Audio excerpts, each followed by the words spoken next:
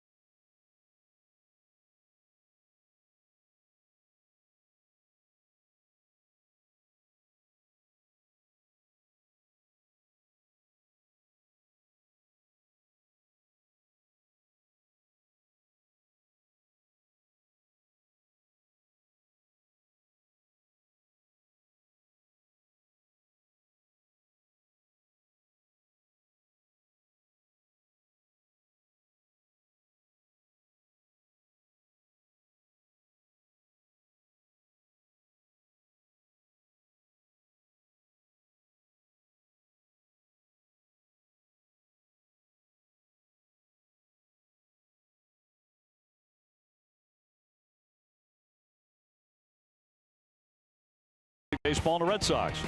Your local New England Ford dealers. Kenyon Grill. Shop the Labor Day sale for an additional 10% off City Grills with the code NESSN. Digital Federal Credit Union. What can DCU save you? Sullivan Tire and Complete Auto Service. And by Southwest Airlines. Low fares, no hidden fees. That's transparency. Summertime, summertime. No question it feels like it here at Fenway and all over New England. Brian Johnson, a left-hander. A key start for the Red Sox tonight. Coming in at 4-3, a 4.12 ERA. Give you a look at the Marlins lineup he will take on. Red Sox have not seen this ball club since the first couple of days of April. Rafael Ortega is in right. Brian Anderson at third. JT Realmuto is at first base with Starlin Castro at second. Derek Dietrich, the DH, he's at 15 home runs. Austin Dean in left. Miguel Rojas at short. Isaac Galloway, the center fielder. Brian Holiday, who briefly played for the Red Sox, out of that number 9 spot. And up against the starter, presented by New England Audi dealers. Johnson way back on April 2nd in his first outing of the season. At a time the Red Sox were 3-1. He beat the Marlins in Miami 7-3. Looked good doing it too, didn't he? Here's the Red Sox defense brought to you by Southwest Airlines. Let's go around the infield first. Nunez at third tonight. Bogey at short. Ian Kinsler plays second base. There's the Gold Gloves on that side with Moreland as well. In the outfield, the best in the business. Benintendi in left, Bradley in center, Betts in right field. Here's your battery for this evening. Brian Johnson pitching to Blake Swihart, making the catching duties tonight. Your umpires brought to you by Toyota's website for deals, buyatoyota.com. Paul Nart behind the plate. It's Scott Barry at first, Carlos Torres at second, Nick Lentz at third. We're available. This telecast can be heard in Spanish by selecting the SAP button on your TV remote. SAP presented by Toyota. Visit Compare2Toyota.com to see Toyota deals not seen on TV.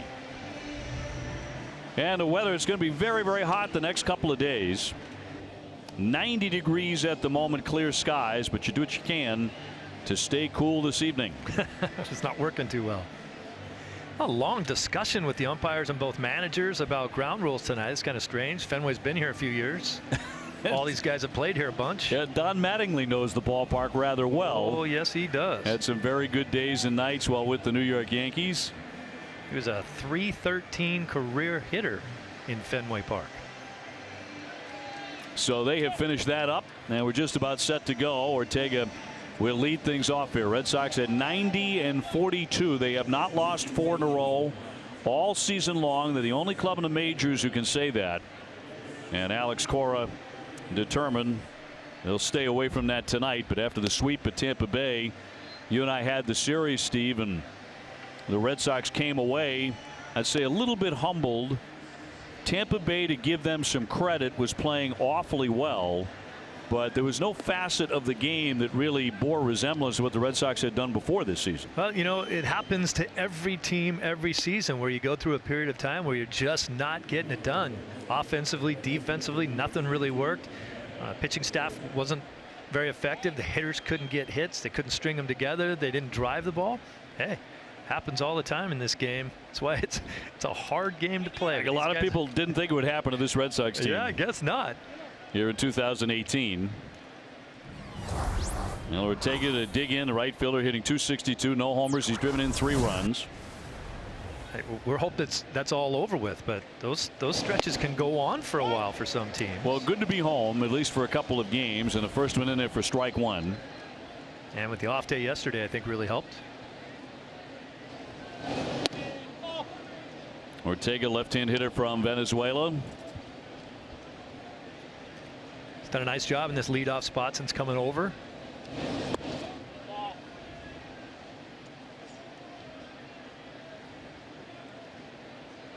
Johnson against them back in April, went 6 innings. Little flare toward left center. Jackie Bradley coming on. He's got it. 1 man gone. He allowed 6 hits. He struck out 5, gave up just 1 run, and he would not make another start until June 28th. Here's what he did in that start April 2nd. Just kind of mowed him down. He had 5 strikeouts. Kind of thought that he might get a chance to stay in that starting rotation, but some Pomeranz, some other guys that were on the injured list, the guys that were hurt, came back and kind of bumped him out of that spot. Brian Anderson, their third baseman, takes a strike. 276 hitter with 10 home runs. Solid year for him. He played with Andrew Benintendi at Arkansas. He's tied for the league lead in hits for all rookies in the National League this year. 139 of them. Looked to check his swing, and he did. Got to figure the ball's going to carry tonight like crazy. You would think. A lot of people think when it's very, very humid that the ball doesn't travel. It's the exact opposite. The 2-1. Fouled at the plate. Real Muto on deck. Well, the Marlins come in the basement of the National League East. They're 21 behind Atlanta. 53 wins. Have already lost 79 games. Don Mattingly, the skipper. Rattled there to Kinsler. He'll scoop and fire for the second out. 2 up, 2 down. Time for the whole team together now, presented by Lowe's. The Red Sox team numbers against National League opponents this season. Sox are 9-3, 325 runs allowed, and a 290 team ERA. So really getting it done with pitching more than anything. Yeah, and they've done that since the outset of interleague play. They're the best team in the game as far as their interleague record and the numbers they throw up. Real Muto, 282, 16 home runs. They don't have a lot of power in their lineup. They don't hit home runs, but this is one of their few decent threats.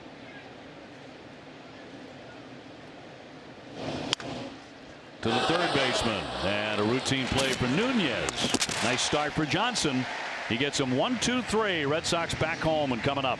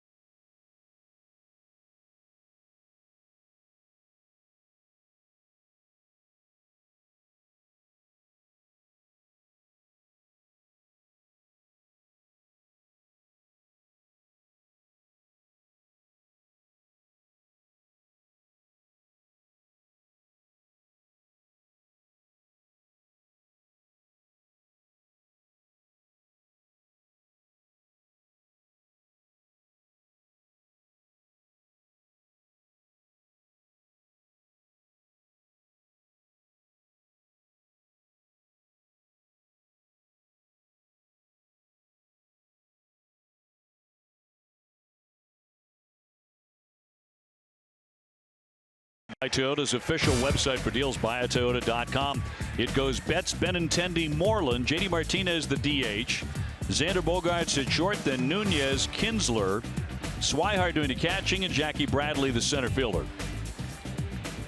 Against the right-hander Jose Urena, he is 4-12, an ERA at 4.5. And back in early April, Urena was tough on the Red Sox, a no decision in Miami, a 4-2 Red Sox win, but he went 7, gave up only 4 hits. He struck out 7. And there's a shot into left field, a base hit. So Mookie Betts pulling a single to get the Red Sox going tonight. Mookie's back. Went through that bad stretch in about $1.79, but you can get him going and get him running on the bases too. Let's take a look at the Marlins defense tonight. Around the infield, Anderson, Rojas, Castro, and Real Muto at first. In the outfield, in left field, it's Dean. In center field, Galloway, Ortega in right. And the pitcher and catcher, Brian Holiday, remember him playing for the Red Sox there for a short period of time. And Urania, your starting pitcher. Benintendi taking a ball. Andrew, 294, 15 home runs. He was 1 for 8 in that series at Tampa Bay. Very few Red Sox hit in that 3-game series, including tonight. 30 games to go in the regular season. Andrew Benintendi loves interleague play as well. He's a .362 hitter when we play against the other league. Well, it's like Pedroia territory. Yeah, Pedroia was the master. 8 the National League alive, and year after year after year put up great numbers against a lot of great numbers, particularly early in his career. But against the National League, he was always lights out. Yeah, for a while it's a coincidence. After a while it's a trend. I mean, he just did it every time. Moreland on deck. Sox have won 20 of their last 24 against the National League. Slapped the other way. Dean coming on for the catch. 1 gone. Moreland next. The Sox with a 6.5 game lead. It was 10.5 10 days ago. But not a trace of worry on his face. Red Sox manager Alex Cora. Red Sox have lost 4 games in the standings last week and a half. And again, they have not lost 4 in a row all season long. Only twice in franchise history have the Red Sox gone an entire season without losing 4 consecutive games. Those years were 1903 and 2013. Both years they won the World Series. A lot of people would say, well, that kind of makes sense, but it's just not that easy. Ask the Seattle Mariners. No, just because you fail to lose 4 in a row in the regular season is no guarantee you're going to win the whole thing. Right. I mean, that's ridiculous. But if you don't ever lose 4 in a row, obviously you've had a darn good year. But you talk about, that doesn't guarantee you're going to go out there and beat up everybody. Well, to me, it means you've got a stopper. You've got Chris Sale. At least one. That one driven toward the gap. Ortega was playing deep. He slides down to make the play. Betts trying to get back. The throw will not get him. Well, that's some good placement right there. I wonder if Ortega's got one of those little cards in his back pocket, because he is playing in the right center field gap. This is a ball in the gap, a double all day long, but he's standing out there. He's the right fielder. Goodness. Man. But he was playing as deep a right field as I've seen anybody play. Yeah. Well, at Fenway this season. A lot of guys that aren't that confident in their ability to go back will play very deep, and he stole a hit because of it. He's almost in the bullpen though. Needs a ticket to get back in here. That's JD Martinez, 337, 38 homers, 110 RBIs, and he has the American League batting lead by 1 point over Mookie Betts, or did before Mookie singled. Runner at first and 2 away, just getting going here in the first inning. Still looking for Mookie to maybe take off, steal a base. Remember, Holiday throws very well behind the plate. Urania's pretty quick for a long, lanky guy, pretty quick to the plate. Holiday throws out base runners at a 50% clip, which is outstanding. In fact, he had a run earlier this season where he got 9 consecutive base stealers. That's pretty good. Red Sox know he has a good arm. He's briefly with the Red Sox a couple of years ago. 14 games in a Red Sox uniform. Kind of a half a wave and a miss. Martinez a little unsure there to count 0-2. Don't see this very often out of JD, where he's a little indecisive halfway through the swing, but couldn't quite hold up on that one.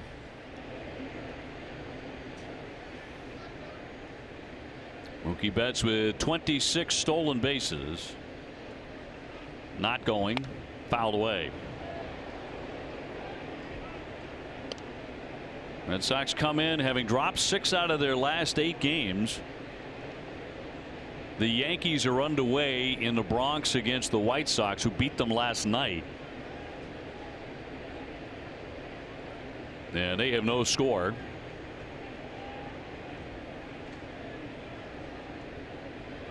And Urania with an 0-2.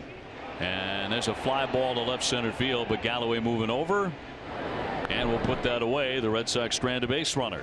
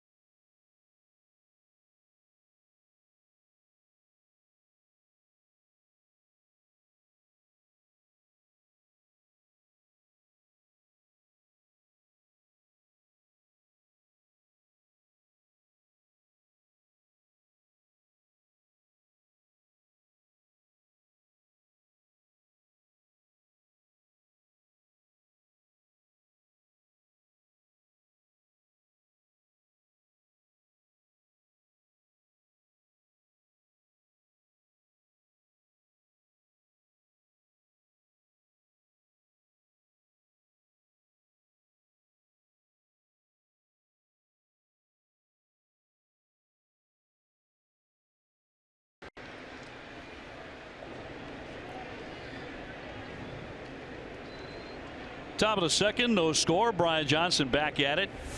Starlin Castro, one of the guys you'll know in their lineup. Former Cub and Yankee to lead it off. Solid year, 282, 10 home runs. He was a Cub for 6 years, a Yankee for 2, and acquired in the Giancarlo Stanton deal last December. Guy's been a good player in his career. Yes, he has. And a bounding foul. Had some mature issues in Chicago. They were worried that he didn't hustle all the time, that he needed to grow up a little bit. When he got to play with the Yankees, he had a couple solid seasons there. Not sure if you're the Yankee guy who wants to be involved in that deal where you're the guy getting shipped out of town when Stanton comes to town.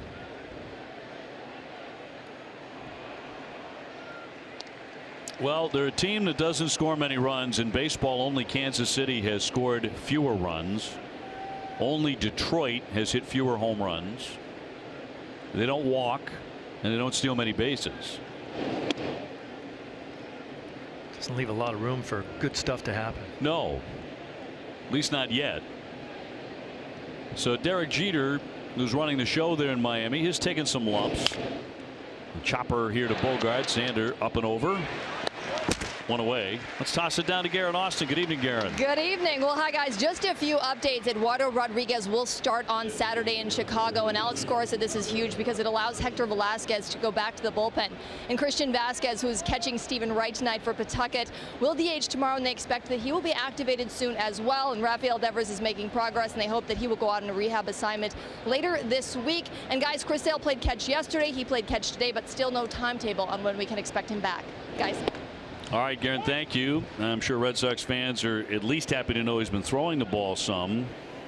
And Eduardo Rodriguez is 11-3 on his way back this weekend, as Garen mentioned, on Saturday, back in that rotation.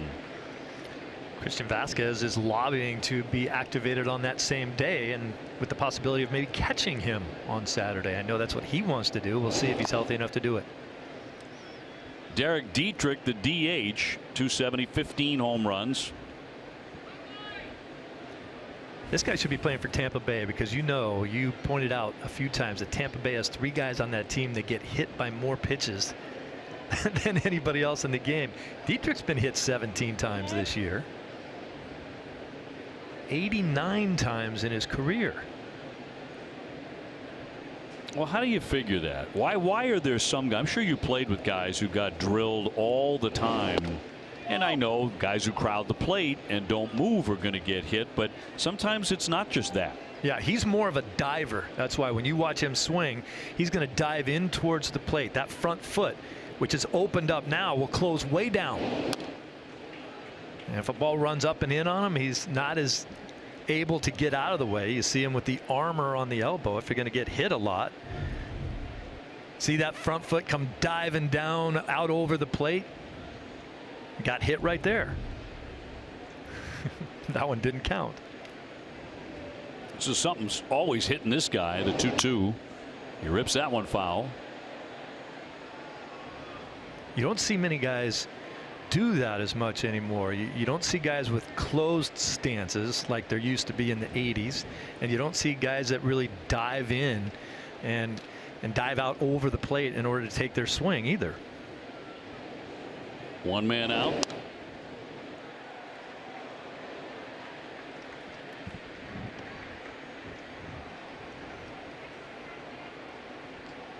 Johnson's last start was a no decision against the Cleveland Indians. Red Sox won the game handily 10-4, but he was only on the hill for 4 1/3. That's in there. Strike 3. Pinned him to the plate. His first K in the book tonight. Amica Insurance, great service, great coverage, a great price for auto, home, and life insurance.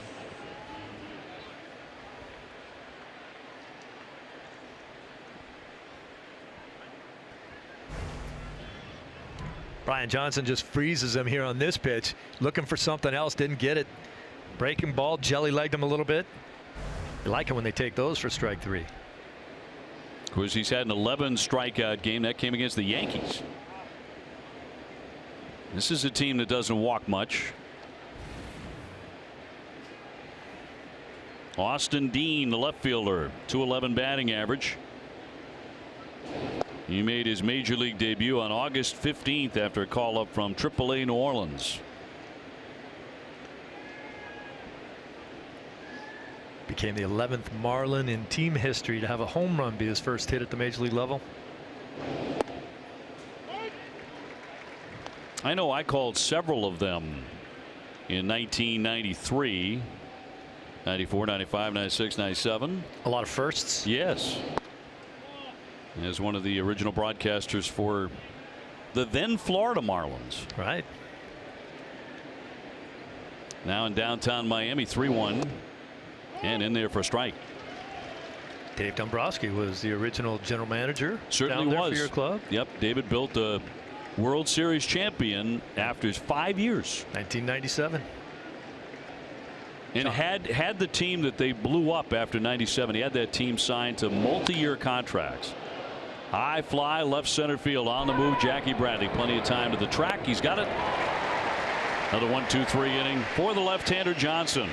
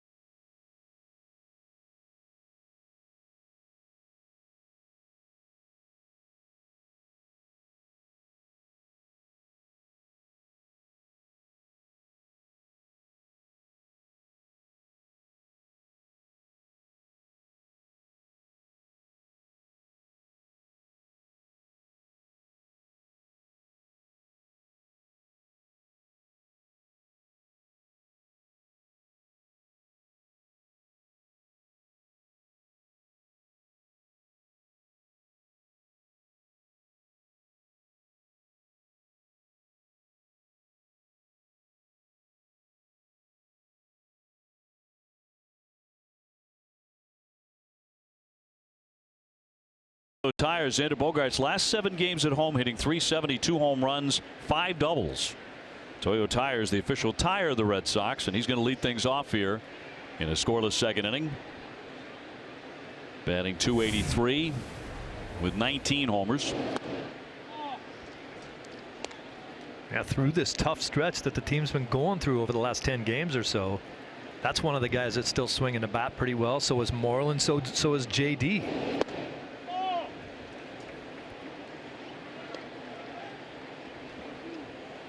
Xander, number 3 in the American League with 38 doubles. He's had a huge year with extra base hits. Career high for him. Rips that one foul. I'll tell you what, it was wickedly hot today, but what a beautiful night it's turned into. Yes, it is. Just gorgeous. Look at that. Hot's okay. Summertime's trying to hang in. Oh, you and I have talked about this a lot, you know, doing the pre and post game shows out there on Jersey Street, and when it's cold early in the season I complain a lot. So when it's hot I don't complain. Can't complain about everything, right? 3-2. By the way, you do complain a lot about how cold it is. Yes. Not lately. And so I know it's hot, but I'll deal with it. Nunez on deck. Here's the 3-2 from Urania. And he pokes that one toward right. That's into the alley. That's down for a base hit. Ortega cuts it. He's going to want second. And that's paying the price for playing so deep out there. And Xander Bogaerts very smartly collects another double. Well, if they want to keep playing so far out there, these are the kind of things that are going to burn them. Yeah, and you know, Ortega's playing so deep, hoping that he can cut that ball off so it doesn't become a double. But Xander's smart enough to realize that once he gets to the ball, he's a long way from second base. He's going to have to make a perfect throw to get him. Look, he's already got the ball. Xander isn't even at first base. He made an excellent turn, and he just keeps going because it's going to take a really good throw to get him. His 39th double. Wow. So the Sox have a man at second right away for Nunez. Starting at third base tonight. Nobody out. Check to swing, fouled it away for strike one.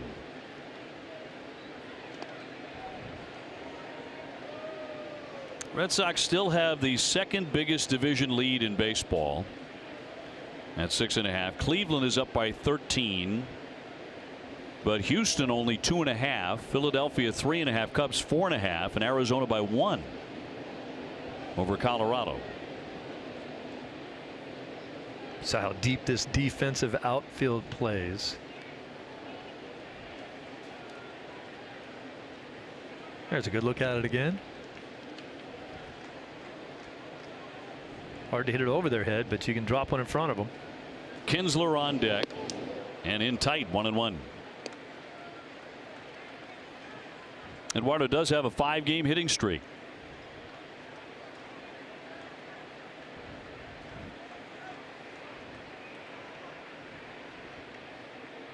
Urania, 27 years old, from Santo Domingo in the Dominican Republic.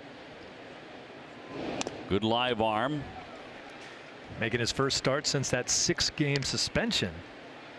He was appealing that suspension, and then when they got to the point where they were playing the Atlanta Braves again, he dropped the suspension and served his time during the time that he'd be playing against that team. Of course, he drilled Ronald Acuna in the arm and got thrown out of the game. It was the very first pitch of the game he drilled him, and they threw him out. Well, Acuna Jr. had homered 4 times in the previous 3 games against them. Guess he wasn't going to let it happen. Up the middle. Castro with the stop. Runner will advance. So Nunez will move him over. Xander Bogaerts now 90 feet away. Back to that drilling. First pitch of the game. Wasn't even close. It hurt right off the elbow of Acuna Jr. As you mentioned, he had great games. There's Snitker, the manager. He's certainly upset. But as you said, Don Mattingly was very upset. Don Mattingly was upset with his own pitcher. Yes. Not with the other guys, obviously. He was upset with Urania and kind of called him out. I kind of thought it was a Bush League thing to do. That's a respectful man right there, Don Mattingly. Kinsler now looking to pick up the RBI with the infield in. Ian hitting .239 with 13 home runs. And a golden chance for the Red Sox to get on the board here. Try to get the offense rolling again. Wow. Infield in. High chop down the line. That's a fair ball. It caroms off the side of that fence. The run is in to score. And Ian Kinsler with a high bounder picks up the RBI. Red Sox on top 1-0. Hey, that's what can happen to you when you play the infield in. You get a high bouncer like that, and it opens the door for a bigger inning. Not only do you not cut off the run, you still have base runners all over the place here. You know you're a team that isn't going to score very many runs when you have the infield in the second inning. So Kinsler with the RBI. He's a guy who could be a real difference maker in this lineup if he gets started with the bat, his glove, his legs. Red Sox have not seen the best of him yet. That bat might help. Big bounding base hit and an RBI. Sends up Swihart, who's hitting .222 with a home run. Blake getting the catch tonight. You can kind of see this one coming with the heat over the next 2 days that we're going to see here. You're not going to have Sandy catching both of those games. There's your shift. No, we've seen more with Blake in recent weeks is the willingness to go the other way when he sees this shift as a left-hand hitter to shoot it to the left side of second base. And he's always been that kind of hitter too. So I think he's learning, hey, if they're going to shift on me, I can go back to my bread and butter, which is an opposite field stroke.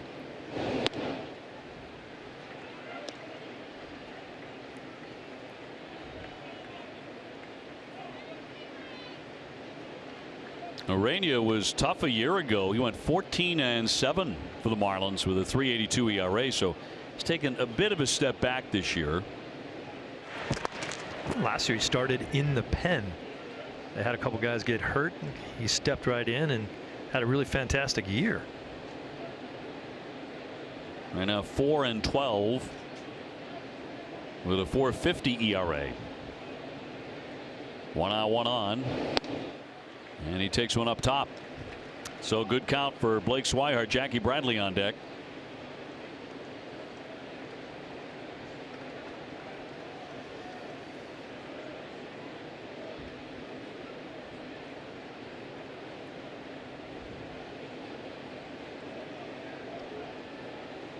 And a 3-1. Went for it. And you see the live arm at 96 miles an hour with the fastball. And I think you could see right there too a conscious effort for Swihart trying to go the other way. A little inside out swing. Watch us pull his hands through first. The bat head drags a little bit and he's just trying to shoot that into left. Just didn't come up with it. Good idea. Full count. Kinsler running. And it's knocked the other way. He'll do it again.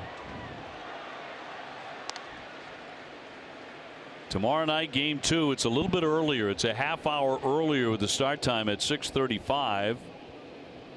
And David Price chasing his 15th win of the season. He's got a ERA since the All-Star break. Can barely see. 1.09.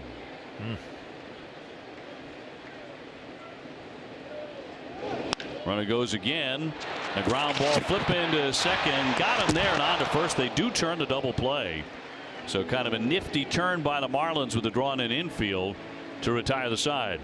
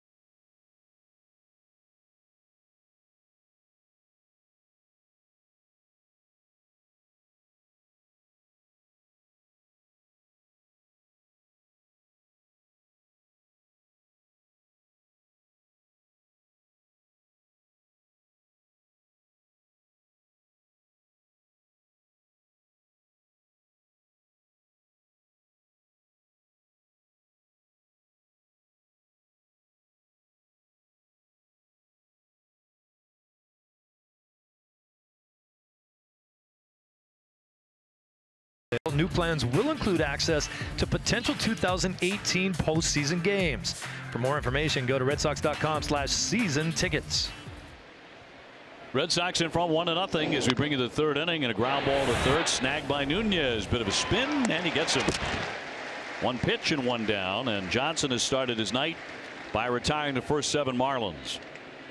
Miguel Rojas gone. Time now to see what's brewing in Boston. Presented by Sam Adams. The Red Sox have won 20 of their last 24 against the National League. 17-3 their last 20 interleague games at Fenway. The last series loss at Fenway was in 2014 against the Cubs. Isaac Galloway, a .290 hitter with 1 home run. Quite a story here. This guy was a career minor leaguer for a decade before getting a chance at the major leagues in July. That's called stick-to-itiveness. Tell you what, though, play that long down there and not get a shot. Jacks that one high and deep left center field. That one carrying way back there. That's gone into the monster seats. That's his second home run. Pretty good pop there to one of the deeper parts, certainly to left field of Fenway, and this one tied 1-1. Again, his second home run of the season at the major league level. Well, he just gets a little bit of a hanger right there. That ball just rolling out over the middle of the plate, and Galloway doesn't miss it. That's the first home run of any active player in the Marlins team at Fenway Park. Holiday taking the ball. Yeah, you and I were looking at the record when we saw that. Like, I think both of us thought Starling Castro would have homered. Nope. Maybe with the Yankees for a couple of years here at Fenway, but he did not. Former Red Sox Brian Holiday, the catcher, 198 with 1 home run. Played in 14 games with the Sox 2 years ago. He hit .212 in 33 at bats. It was at a time when the Red Sox were really running through catchers. 1-2. He's going to knock that one into right center field, dropping in front of Jackie Bradley. So it'll be back-to-back hits as Holiday guides that one into the outfield for a base hit.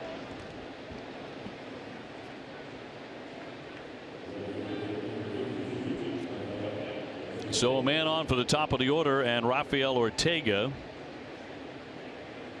left-handed hitter from Venezuela, 0 for 1 tonight. He's fly to center field.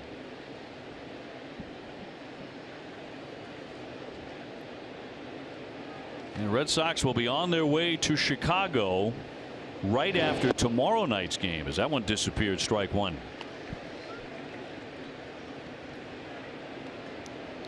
Quick little home series and then back out on the road. Yeah, 3 against the White Sox, actually 4 against them, and then 3 against Atlanta. And then the Red Sox will be home for most of the rest of the month of September. Although some big series. Houston's coming in. Yankees are coming in. Fouled back out of play by Ortega. Well, the Red Sox had some pretty brutal trips and some tough scheduling in the first half of the season. Played a lot of road games. Played a lot of bad weather games. The fortunate thing for this organization was they played so well on both of them. Bad weather days, they go out and win. Throw them out there on the road, they're going to win. In there, strike 3, and no argument by Ortega as he's caught admiring the pitch. Second strikeout for Johnson. A better pitch here for Brian Johnson. Just a 4-seamer outer half right there. Perfect location on the black. His curveball's been rolling just a little bit. He's going to have to be pinpoint with that fastball, change things up for himself. Here's the 2-hitter Anderson, 0 for 1. He's grounded to second. We're tied up 1-1.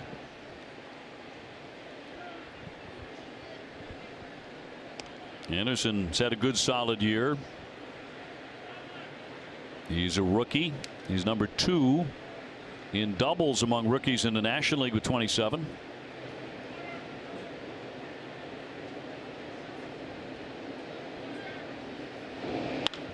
Flies that one to left field, headed to the monster. That one's sailing back there. That's going to catch some green. Comes back to Bradley. The throw in trickles off the glove of Kinsler, but the runner will be held at third base. Holiday not trying to score, but into second. Anderson, he's got himself another double. And they are reaching Brian Johnson here in the third inning. Well, this pitch again right out over the middle. With Brian's fastball, he's got to stay on the corners, much like the pitch to Ortega. He's having a little bit of trouble with finding the rotation of his curveball right now. It's not very sharp. It's not biting. He's trying to go with the fastball, but you have to hit location. So in the inning, he's allowed a home run, a base hit, now double. Does have two down, but second and third for Real Muto, who's 0 for 1. He is grounded to third.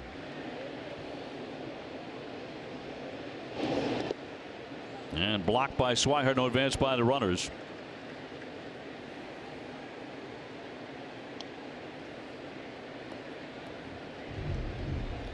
Blake Swihart works so hard at this part of his game, getting down to block balls. That's a slider, so it will actually bounce back towards him a little bit.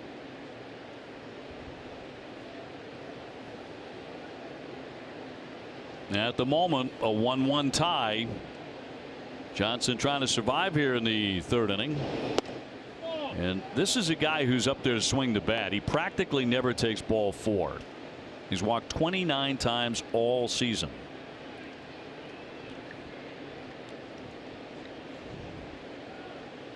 Castro on deck. Holiday at third and Anderson at second. Line shot, but caught by Kinsler. It's exactly where he was planted. There were some shots in that inning. Tied up 1-1.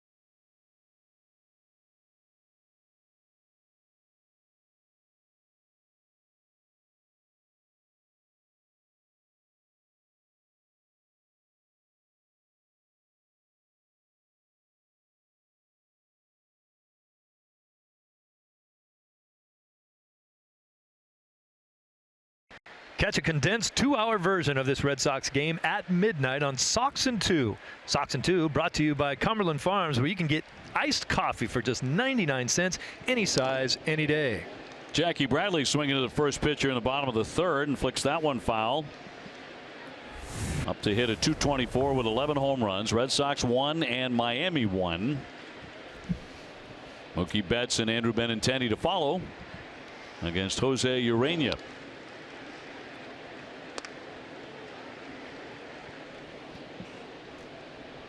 As Steve always tells me, the only real problem with Sox and 2 is that not all of his pearls make it onto the show because they have to cut something. If it's a 3-hour game, it's only a 2-hour broadcast. from what I understand, that's basically where they start, is cutting out all my barrels. Not true. And then go from there. That's not true, but we've got to squeeze it in. Can't go longer. A little floater there to center field for a base hit. So Jackie Bradley is on. Red Sox had the leadoff man on last inning, and Xander Bogaerts after that double would come on in to score. So looking to repeat that against the righty here in the third. As we know, this offense really starts chugging along. This is a changeup. You can see the action of the ball going down and away from Jackie.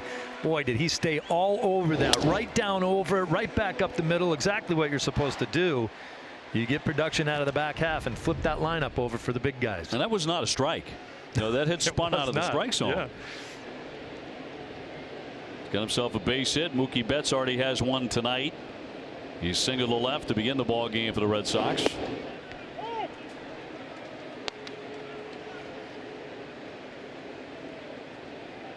Mookie coming off that cool series against Tampa Bay, went 1 for 9. Red Sox were outscored over the Players Weekend 24-5. Key matchup presented by Sullivan Tire and Complete Auto Service, always here to get you there. Mookie against the National League includes 16 home runs.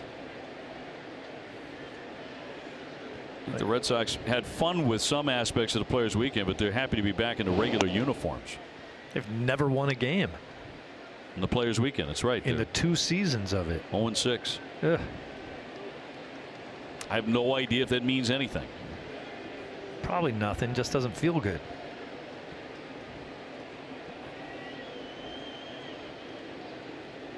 One, two. He will not chase it. When you look at Mookie and that recent skid, which had reached 7 for 40 before the base hit, what jumped out at you? Just being a little off with his swing, just maybe lunging just a little bit. We don't see him get fooled by many pitches, but just a little anxious. That's a pretty good swing right there. A tough pitch, but he fouled it off. Fouled it right off his knee, I think.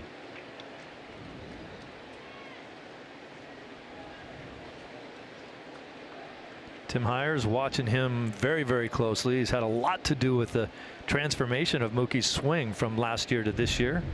Let's see where this ball catches Mookie. Ooh.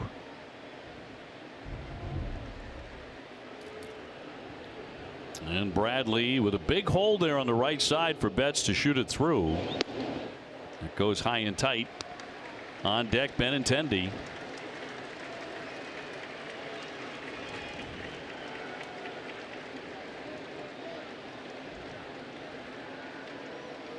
Mookie already looks a little more calm at the plate than he had been over the last 10 days or so. Was jumping at some pitches a little bit. Coming out of his zone, coming out of the strike zone to swing at some pitches. Runner taken off, and that'll be ball 4. So Betts is on for the second time. First and second.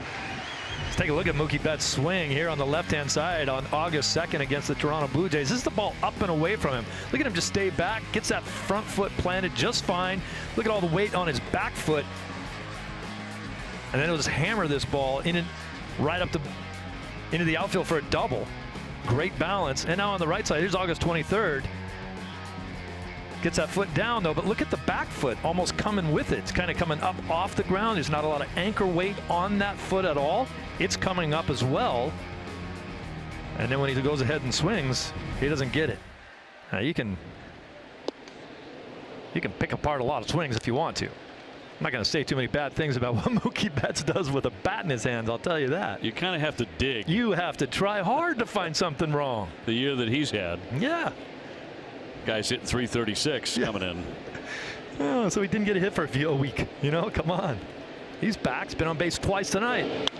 Benintendi tags that one, but foul. He's 0 for 1 with a fly to left.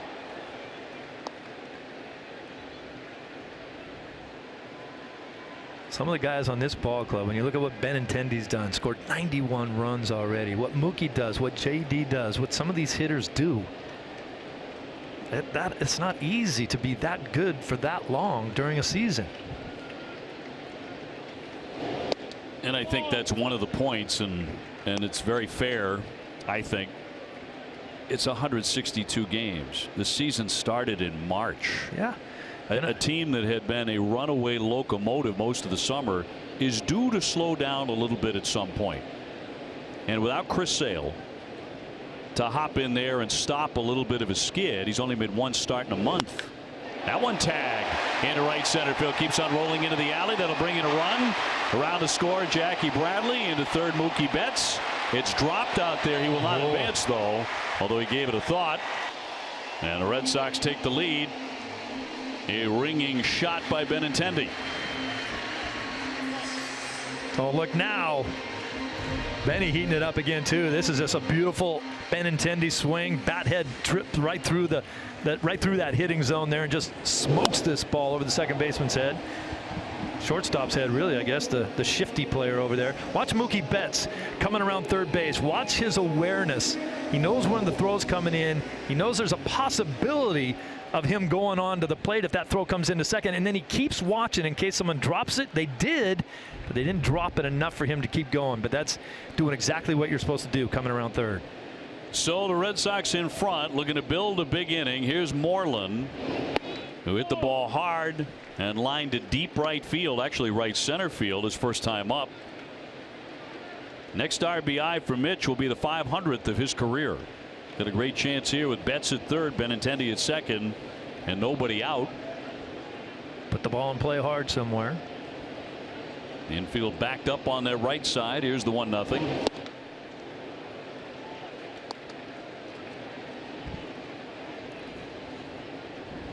Every once in a while, Mitch has a tendency to pull off of pitches like that one right there, just kind of pulled out of there. He usually talks himself into a better swing after that. He thinks about going the other way.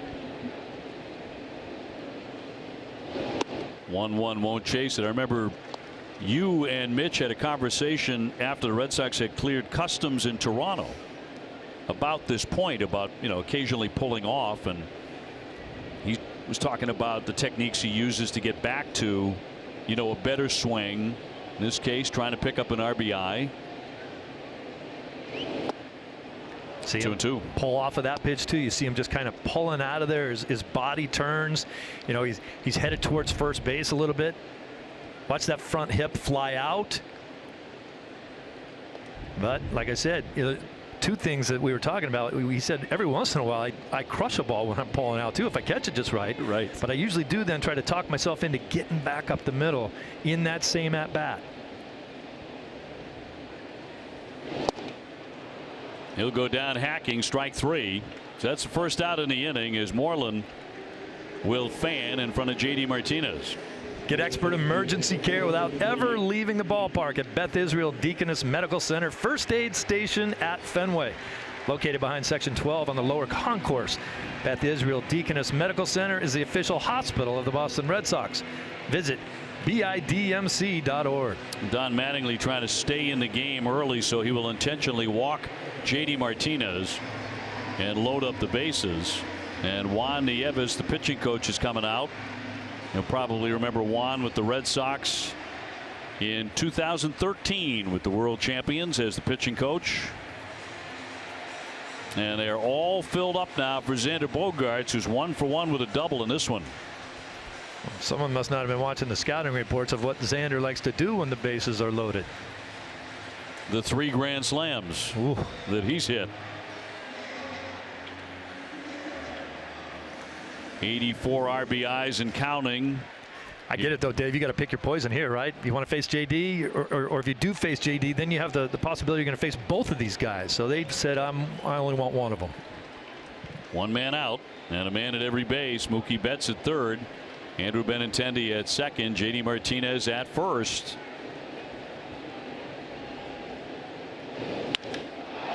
Fly ball into left field. Dean coming in, makes the catch. Mookie tagging. Here comes the throw. A lot of air underneath it. He'll dive in, and he scores. Red Sox lead it 3-1. RBI number 85 for Xander Bogaerts to score Mookie Betts.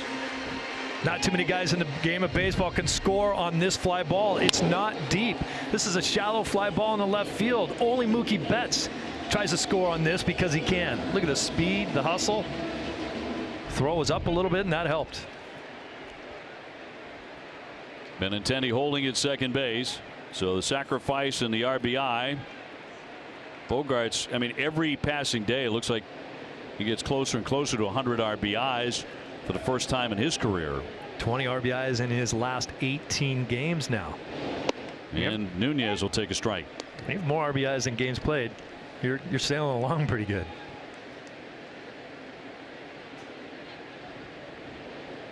Two down, two on.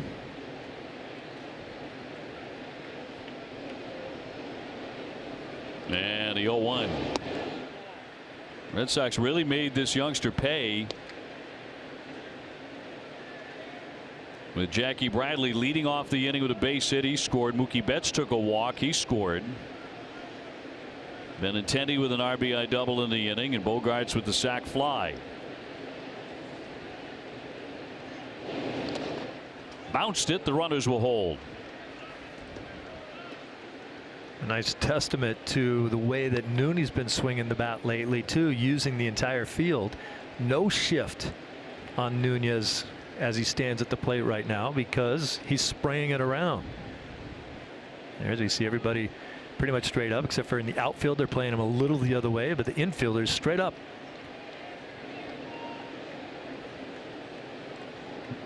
Here's the 2-1 to the shortstop Rojas, and plenty of time to get him, but Red Sox pick up a couple of more runs now out in front 3-1.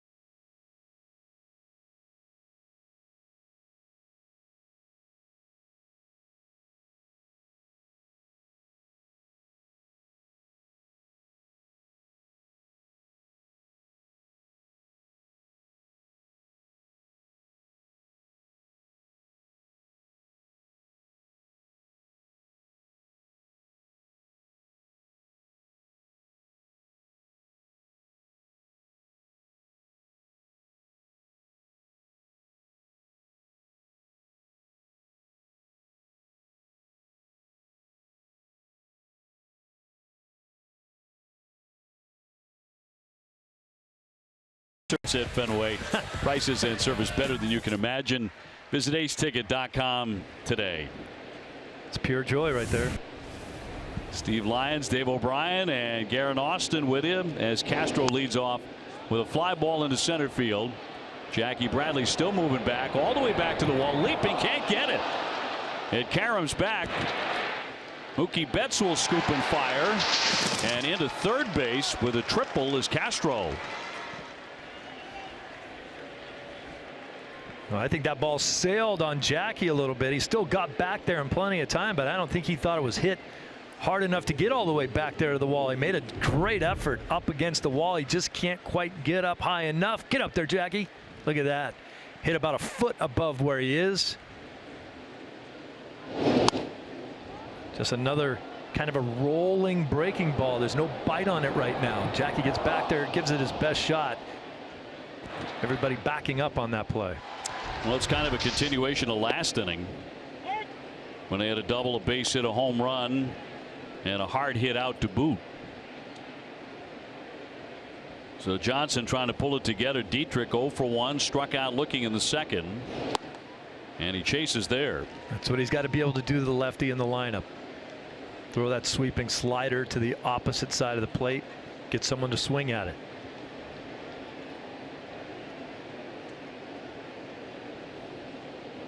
Dietrich has hit 15 home runs, one of their few power sources. Out of Georgia Tech, where he was a Golden Spikes semifinalist 8 years ago. Golden Spikes goes to the top college player in the land. Benintendi won it. And that'll be in there, and he sits him down for the second time. He struck him out. Time now for our Rams social drive. Here's Casey. Good evening, Casey. Good evening. Mariners manager Scott Servais and his closer Edwin Diaz, they made a bet back in May. If Diaz reached 50 saves, the skipper would get the lines shaved into the side of his head that Diaz has been sporting since the beginning of the season. Saturday in Phoenix, Diaz notched his 50th save, won the bet today. Well, you see, skipper in the barber's chair. That's your Rams social drive. Boy, he has had a great season, hasn't he, Diaz? Oh, and he's got a ways to go, too. And talk about Cy Young for him as a possibility anyway, in the running. Well, here's Austin Dean, 0 for 1, a fly to center. You could sport that look with the sideburns there and the little. What do you mean I could? I have. Yeah. You were rocking that, what, in the 80s? Me? Oh, God, yeah. Been there, done that? That's old news for you. That was big back in the Wham days.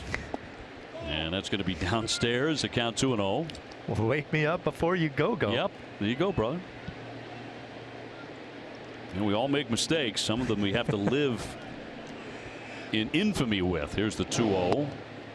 Strike. Well, you know, they say the difference between a good and a bad haircut for a guy is what? 7 days. That's right. It'll grow.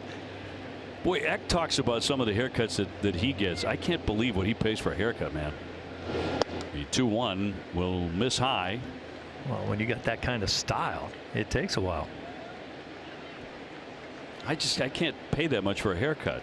It's like, you know, you should not have to take out a loan, you know, to get your ears lowered a bit. And that's going to miss. So that'll be ball 4. They're going to be on the corners here with one away. As Dean is on and Rojas is next. Take a look at that last one. Well, this is what BJ's trying to do, is hit the corners. Little back door right there was a pretty darn good pitch. Pretty enticing. He didn't swing at it, but he's got to stay on the corners of the plate. So you can't worry too much about that right there. Eck is working hard in the Legend Suite tonight with a good looking haircut. Eck, of course, the MVP and Cy Young Award winner in the same season in 1992. Everybody loving it. Hey, Eck. I do not think he can hear us. Rojas is 0 for 1. He has grounded out, and he is grounded into a major league leading 21 double plays. Wow. His teammate Brian Anderson is second with 17 in the National League, and Starlin Castro is third. Well, now you wonder, you talked about it already all night. They don't score many runs. There's a pretty good reason. Hit into a lot of double plays. Although he's also been pretty good with the bat, driving men in.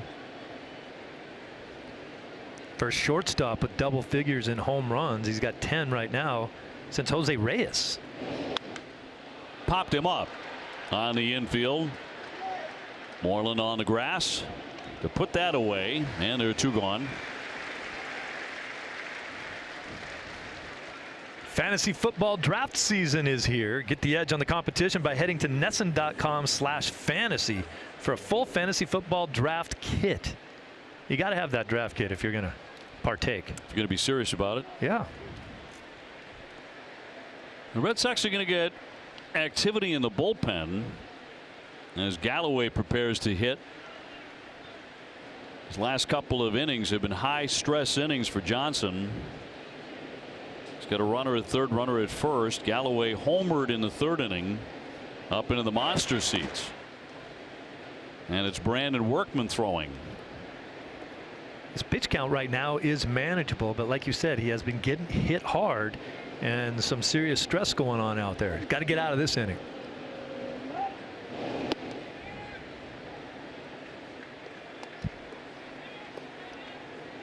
Isaac Galloway, his second home run of the year in the third inning. Both his father and his grandfather played professional baseball with the Phillies and the Orioles.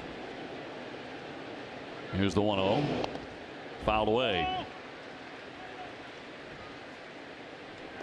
So 1-1. That's a good turn of events right there on that pitch. He wasn't trying to swing at it. Could be a 2-0 count on him right now. Instead, a little bit more advantage towards Brian Johnson.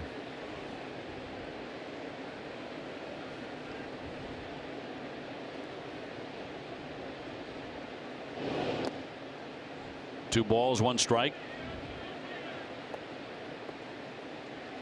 Marlins came in as an expansion club in 1993, and as mentioned, in just their 5th year, they won the World Series. They've been to the postseason twice in their existence. The other time, 2003, they won the World Series then too. As the count goes to 3-1. They upset the Yankees. Both times the next season they pretty much cleaned house. They sure did. 3-1. Pop up and a play for Kinsler into shallow center.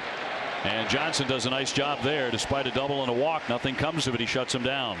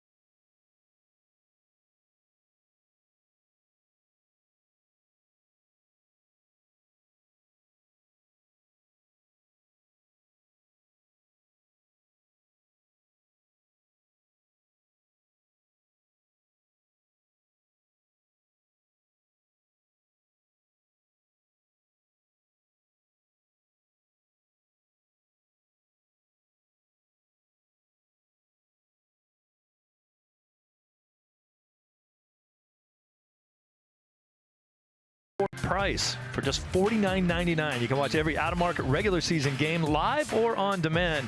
Blackout and other restrictions do apply. Visit MLB.tv to take advantage of this special offer. Red Sox coming up against Jose Urena, a slender right-hander from the Dominican Republic, and he will fire to Kinsler, who hammers that one to deep short, and a bobble. He collects and he gets him. Nonetheless, Rojas with the recovery, and Kinsler, who had singled in a run in the second inning, 1 for 2 now. This ball's hit pretty hard, so it gets to him very quickly, so the bobble didn't bother him too much. Good strong arm across the field.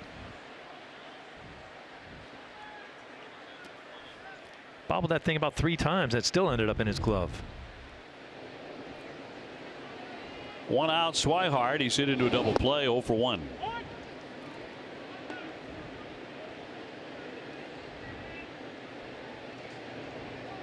Jackie Bradley on deck. Sox up 3-1. And that one lifted into left, not deep. Dean in. Now backing up to make the play. 2 down. David Price going tomorrow night, looking to keep it rolling What's turning into his best season with the Red Sox. 14-6, a 3.50 ERA. Last time out, he went 8 innings to beat Cleveland on a 3-hitter. He didn't walk anybody. He struck out 7. Dominated. Well, in the old days, JBJ would be up there taking a pitch or two. Don't want to have a quick inning, 4-5 pitch inning. He has singled and scored tonight.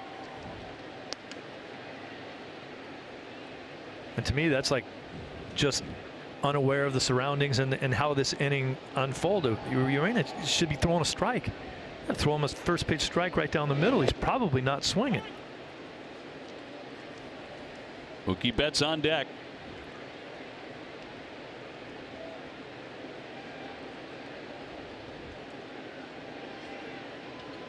And a 2-1. All even now on Jackie Bradley Jr. Sox, by the way, are 16-2 in David Price's last 18 starts. 8 for his last 8. And he struck him out. 1-2-3 go the Red Sox in the 4th inning.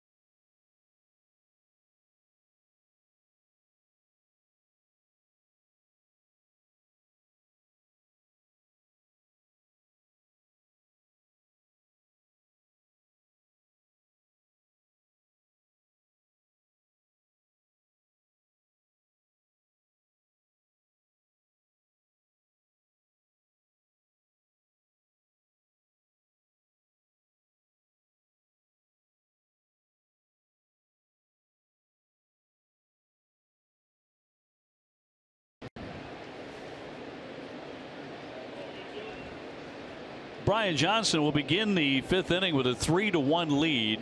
Red Sox still have a right-hander warming in the bullpen. And it's still Brandon Workman, who was up last inning when Johnson got through it despite a double and a walk. And he left a couple of men stranded. He is at 68 pitches. And through there for a strike on the slider. 68 pitches is nowhere near his season high, so I believe that they've got someone up there ready to go because of the innings that we've seen so far out of Johnson. He has been hit pretty hard. I'm pretty sure that Alex Cora is not going to wait long to pull the trigger if he sees more trouble.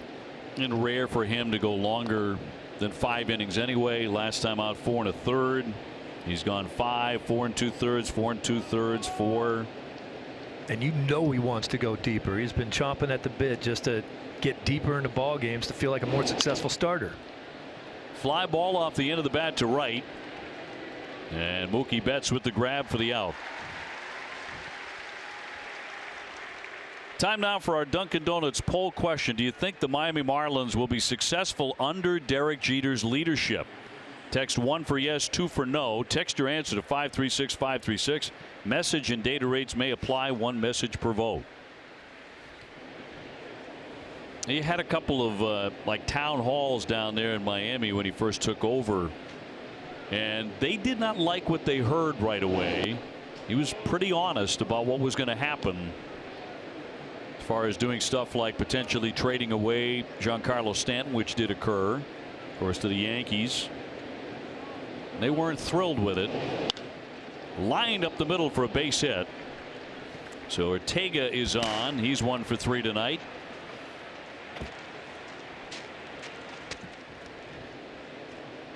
Jeter cleaned house in the front office too, getting rid of a bunch of mainstays in the organization.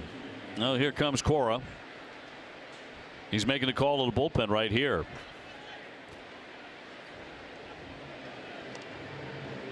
So another one of those starts where Johnson goes a little over 4 innings, 4 1/3, 5 hits, 1 run, and cannot win it. And it'll be Brandon Workman on to try and finish up the 5th inning. I think that's the disheartening thing for Brian Johnson, and the way he feels about it is, you know, you go out there, you pitch pretty well. You know, you haven't given up the farm here, but you're not in there long enough to pick up that win. And every starting pitcher will tell you they want to go at least 5. Time now for our tools of the trade, presented by Craftsman, as we send it to Garen Austin. Thanks, Obi. Well, earlier today, Pedro Martinez was working with Nathan Eovaldi. Alex Cora said that Martinez called him up and said that he noticed something about Eovaldi, and he wanted to come in and help him out. Here's Cora with more. Actually, he called me a few days ago, and he said he noticed something on Nate, and he wants to help out. He did it in spring training with all the guys. Haven't seen him in a while. Seen him a lot on TV, but he hasn't been here since the alumni weekend or that game that actually Julio Lugo hit a home run off him. But the fact that he's paying attention to what's going on, it means a lot. And he's not the only guy that played for us and is paying attention. You know, you get a text or a call from David, you get a call from Mikey, and you know they know what's going on, how special this group is, and whatever they can do from afar to help this team out or to show up here and help out is great. Wake does the same thing with Steven, and I appreciate that. Cora said that Martinez, Ortiz, and Lowell have been huge this season, as well as Jason Varitek, who's with the club about half the time. Guys. Craftsman, the official tools of the Boston Red Sox. Garen, thank you very much. Talk about tools. What a tool to use to get better, to improve. You get the eyes of Pedro Martinez, and he's willing to come and work with you in the bullpen. If you're Nate Eovaldi, if he finds something, I mean, as Eovaldi did, you got to be all ears. He sees things that most people don't. He understands pitching better than anybody, and he's an excellent teacher too. He can relay the information to Eovaldi in a way that he can understand it. Pedro working with him today. Looks like footwork there. Runner on at first base for Anderson, who has doubled, and he's also grounded out. Workman on with 1 away. Red Sox ahead 3-1. Hits are even at 5 now.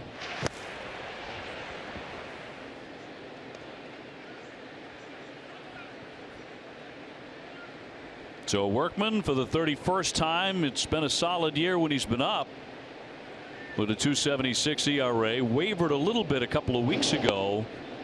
Seems to have everything in good working order again.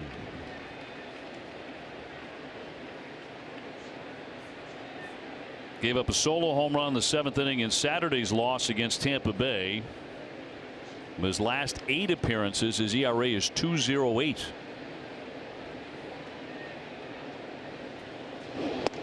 Passed him there at 90 miles an hour. Count 0-2. Perfect pitch, threw it right where Swihart was asking for it. He wanted it up in the zone, up above the launch angle. I don't know if you see Swihart reaching up, and then he throws it right up there. Ortega, the base runner, at first with 1 away in the 0-2 pitch. Runner taken off. It's high. The throw down, the tag, and he's out. They cut him down. Blake Swihart with a chuck. 2 gone. Starting to develop a nice reputation behind the plate as a guy who will throw you out.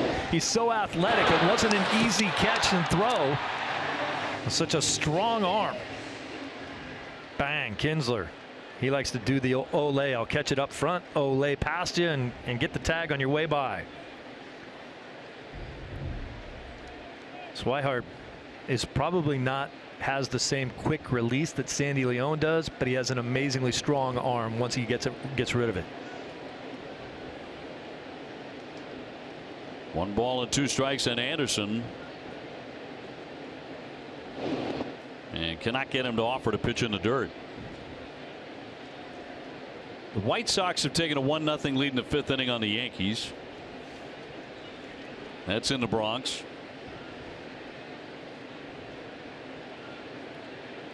Next time the Red Sox take on the Yankees will be in New York City on the 18th of September. 18, 19, and 20. They have to face the Astros here at Fenway before that.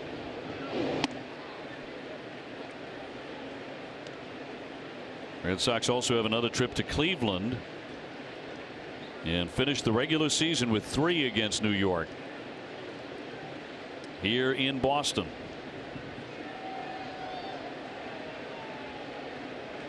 It's a big series still to come. Here's the 3-2, and he will walk him.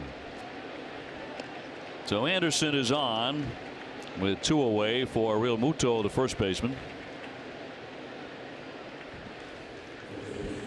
CVS Health is investing $50 million over 5 years to extend their commitment to helping people lead tobacco-free lives and move us one step closer towards a tobacco-free generation. Learn more at cvshealth.com/be-the-first. Real Muto has grounded out to third and lined out sharply to Kinsler at second base.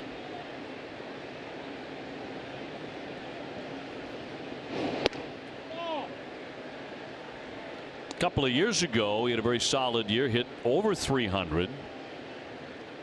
303 with 11 home runs. He's certainly one of their better offensive players. Yeah, before this season's over, he will have career highs in both home runs and RBIs. It's close in both of those categories right now.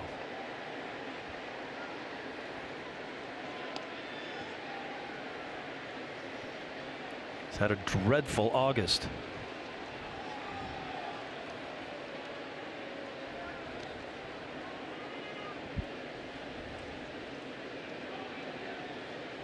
Anderson, the base runner, with 2 away. And a 1-1.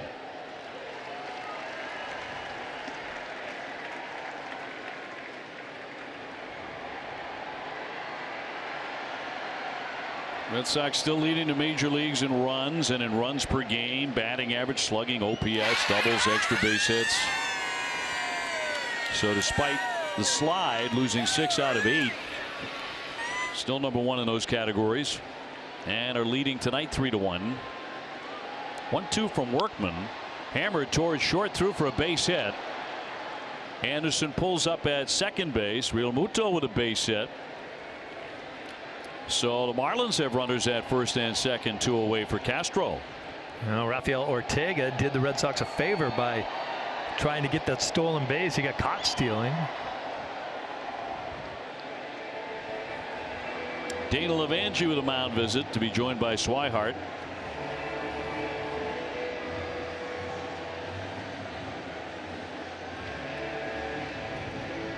Tomorrow at 5:30, don't miss Red Sox first pitch, presented by Joseph Abboud. Available at Men's Warehouse. TC and Wake will break down Brian Johnson starts against the Florida Marlins, or the Miami Marlins. When they were the Florida Marlins, they had teal as the primary color. Yep. Teal and black. Good luck finding one of those hats anywhere these days. But I thought they were pretty sharp. That was around the same time when the Arizona Diamondbacks broke in, and they had teal in their uniforms as well.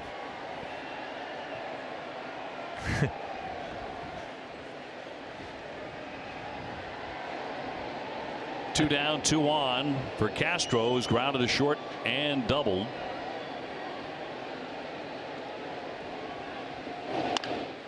Chop to third. Nunez will go for the bag and get the out to retire the side on the force play.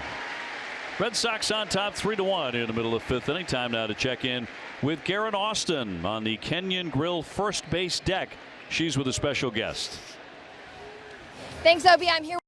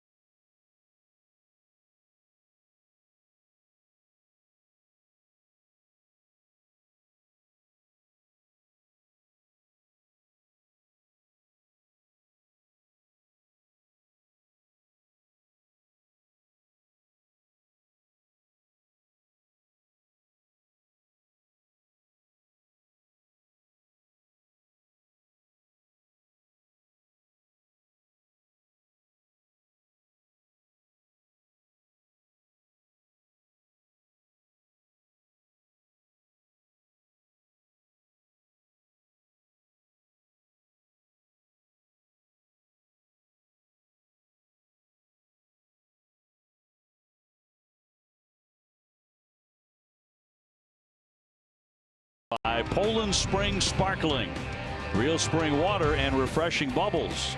William Ravis, the official real estate company of the Boston Red Sox. And by Southwest Airlines, low fares, no hidden fees. That's transparency.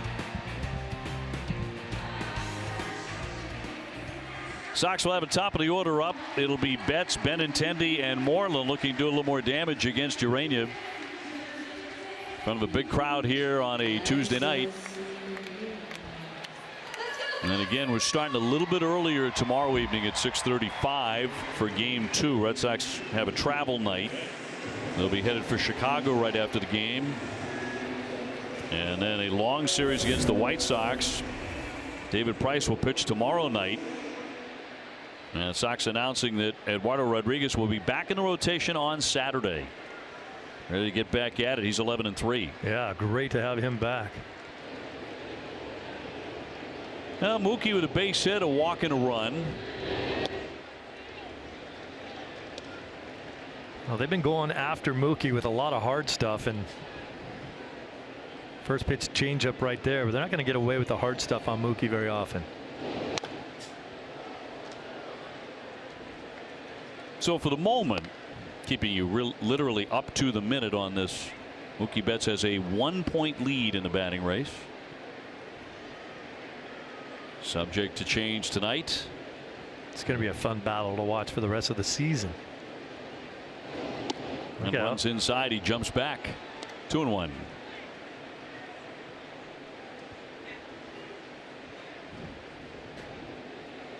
Urania has that good movement, some good run on that fastball. It's not really a sinker. He kind of runs it in there.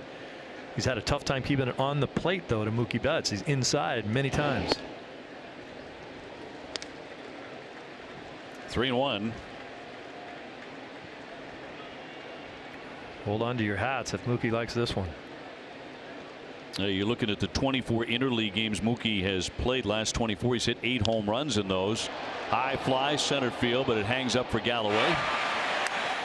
And the first out in the 5th. Nesson's backyard ballpark contest is back. If you think your backyard is in a league of its own, upload a short video of your backyard ballpark to nesson.com/ballparks. We'll pick a winner. If yours is number 1, we will host a private party for your family and friends at your home field. Nesson's backyard ballpark contest, presented in part by Lighthouse Construction.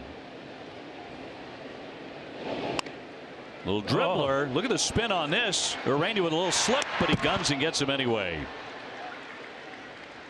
2 down.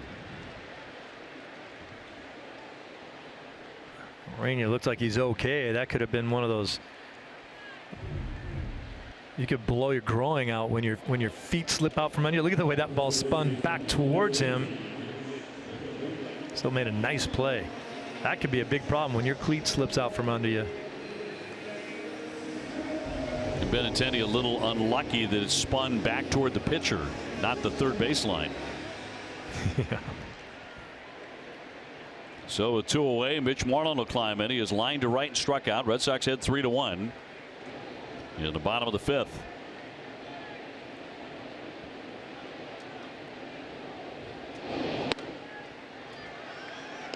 We'll see what kind of adjustments that Moreland has made between at bats. If he's able to stay on these pitches a little longer. Been hitting .340 over his last 14 games. Been a special year for Mitch, of course. He played his first career All-Star game back in July in Washington, D.C. Had 2 hits in that game. Martinez on deck, the 2-0.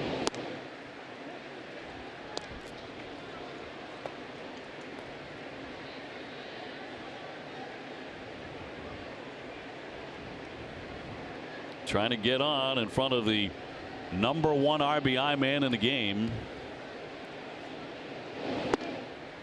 And that's going to be ball 4. The catcher, Holiday, held it there for an extra moment. The umpire did not reconsider.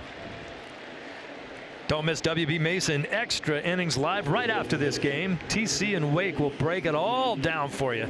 You're going to hear from Brian Johnson and Alex Cora. Who but WB Mason, celebrating over 20 years of same-day delivery. So Moreland on with the walk. JD Martinez now, he's flied out and been walked intentionally.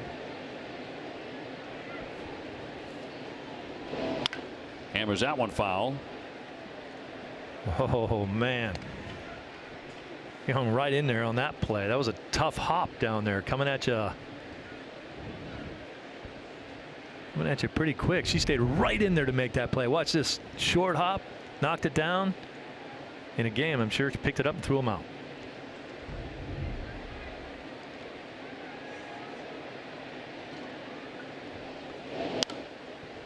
Oh, 2.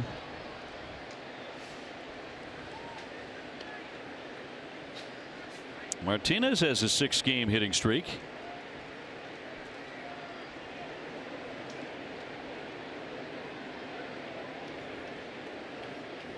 .160 hits to lead the majors.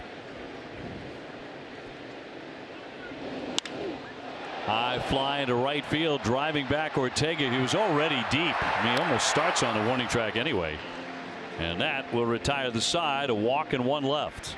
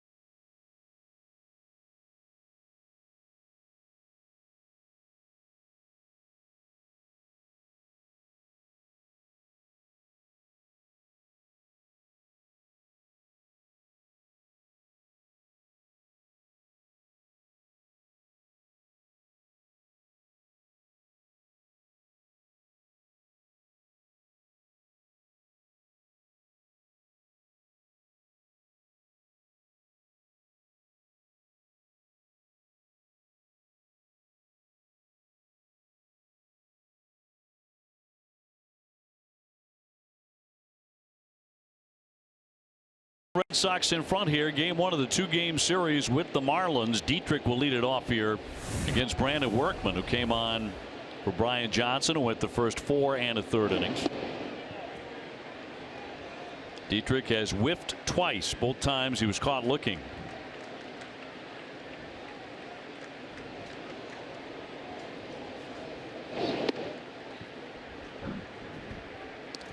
He is said to be an accomplished juggler. What's that mean exactly? I don't know if there's like he can juggle 4 things. A contest he's won somewhere, a jugglers convention that he dazzled everyone. I have no idea. I know his sister's really good at skating because she's a professional figure skater. So Embry now working in the Red Sox bullpen. Red Sox have been out hit tonight 6-5, but have the lead. Dietrich's working on an 8-game hitting streak himself, looking for 9 today.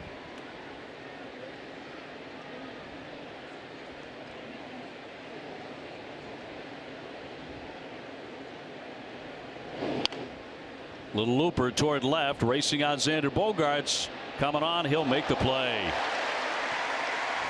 Dietrich pops that one up, one away. Time for a game break, brought to you by Jordan's, the furniture store of the Red Sox. Here's Tom Caron.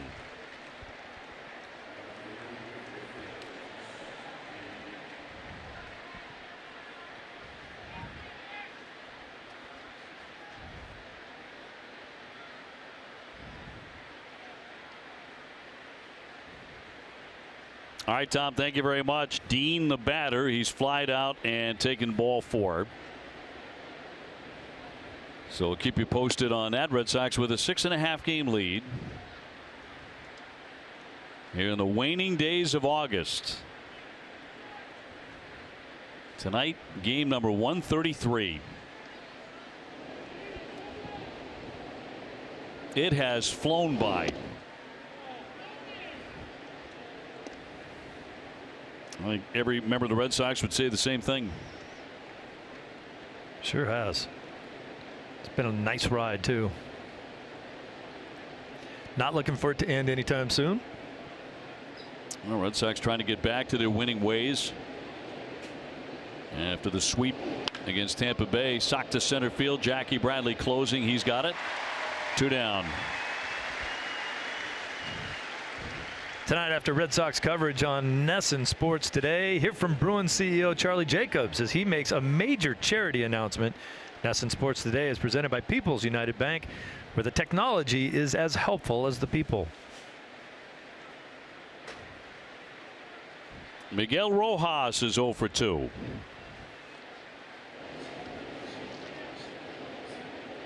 Sitting .341 against the American League this season.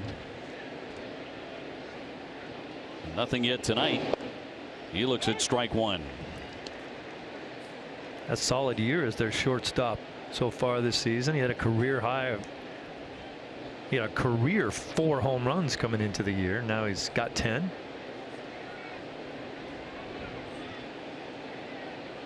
Two away in the 0-1. Chopped off the plate. Charging on it. Nunez to glove. He fires and gets him. 1-2-3. Good inning for Workman.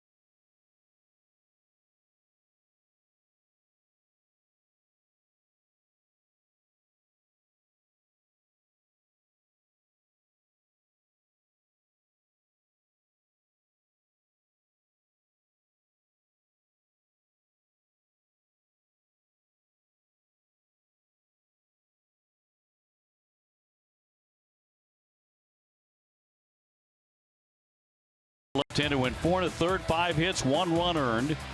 Struck out 375 pitches. Gave way to Brandon Workman. Red Sox leading 3-1.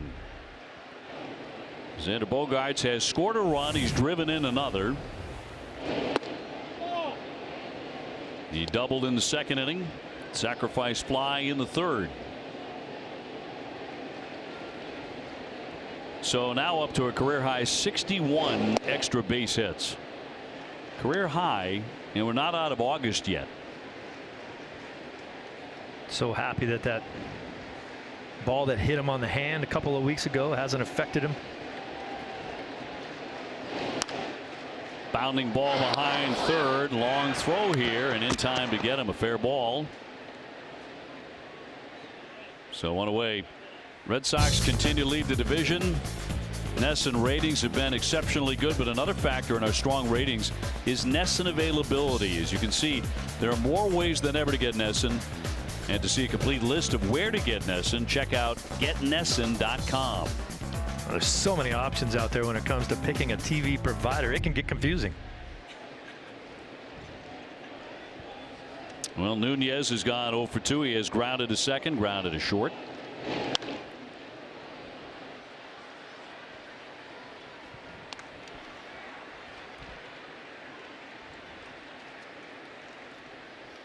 The Red Sox are going to have to go heavy to the bullpen, and it's Kelly next. 0-1. There's a shot driven for the wall, high up there, and that ball looked like it got out. It did. That's a home run. That ball is gone, even though he's heading on back to first. They're going to send him around. It's out of here. A wicked line drive. It was over the top of the red line on that shelf out there, and then kicked back. Home run, 4-1. That's number 8 for Nunez. That was a rocket. He smoked it, I'll tell you. You know, he did the right thing here too. This is just one of those running fastballs. It didn't run in far enough. It kind of came right into the barrel of his bat. Watch where this thing hits up here, just up over the wall and on that shelf that you talked about. But Nunez did the right thing by going back to first base to make sure that he was going to get the call. Can always run around the bases afterwards.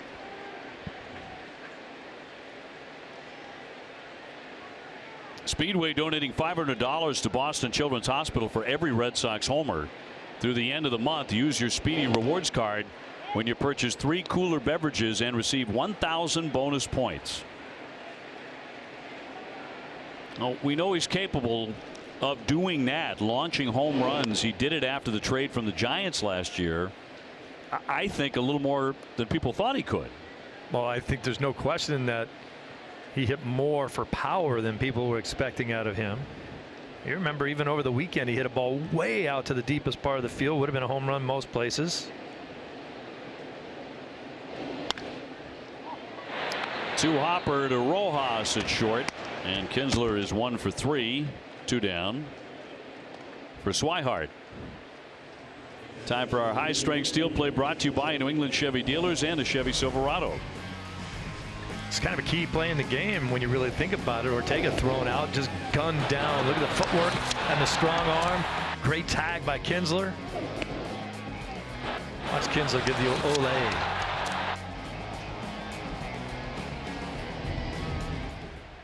Blake at the plate is hit into a double play and flied out, so he's 0 for 2.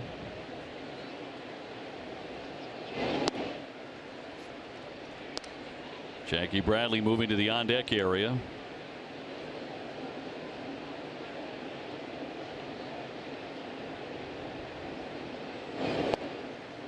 This is kind of another one of those typical Urania starts where he throws the ball pretty well. Giving up a few runs here, but he's got no run support at all. Boy, he's got 12 losses. You know, we say Jackie Bradley to the on deck area because there are no longer on deck circles at Fenway. It's been many years since Jason Varitek slipped on one of those and cracked his elbow. So those are no more, filed away. It's been a long time. We're going back to what, 01, something like that. Yeah, they were kind of a hard plastic thing that they put out there with the logo on it. And they could be slippery. And everyone think, you're looking at that circle right there. That's not the on deck circle. That's actually where coaches will hit fungos to players during infield practice. 3-1 roll toward first again, but foul. Yeah, those things were slippery. Little mist in the air at night. They would get wet. Well, you lose an all-star catcher for any length of time because of that. Those go right into storage.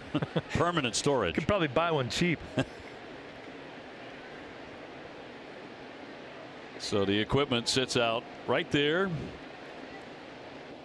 this case, right in front of Jackie Bradley. Mookie Betts would follow, but the Red Sox do have 2 down. And a payoff pitch. Kept that one fair, down on a knee. Real Muto, he'll take it to the bag to retire the side, but Nunez connects for a home run. It's 4-1 Boston.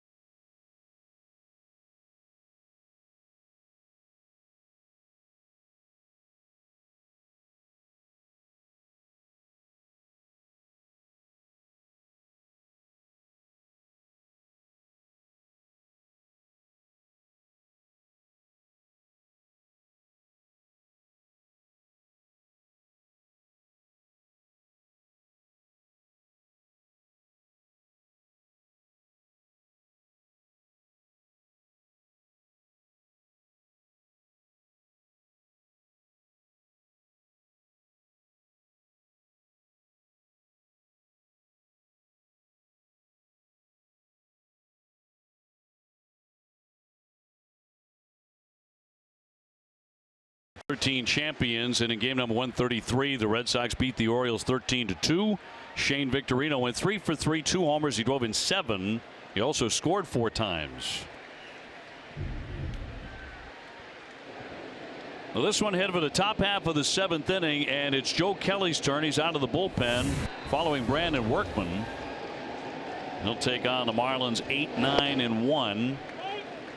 That includes Galloway, who homered in his first at bat tonight for the only Miami run. Put a pretty good charge into that ball too, didn't he? He did, and Nunez just did the same thing to the shelving above the monster. 99, but he did not get the call. Everybody did a little hesitation on that one. Joe Kelly gave an extra look in. Swihart was surprised that it was called a ball. Took a pretty good pitch. And the 1-1.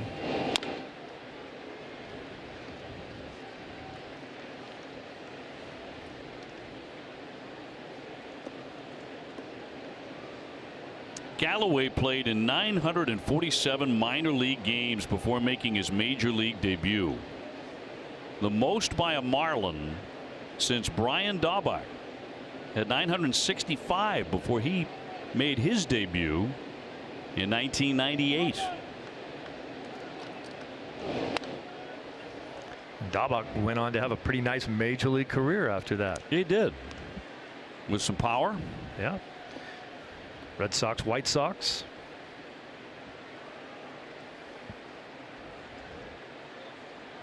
Well, so far Galloway making the most of getting up to the majors after all that time riding the buses in the minors. Got a piece of it. 1-2.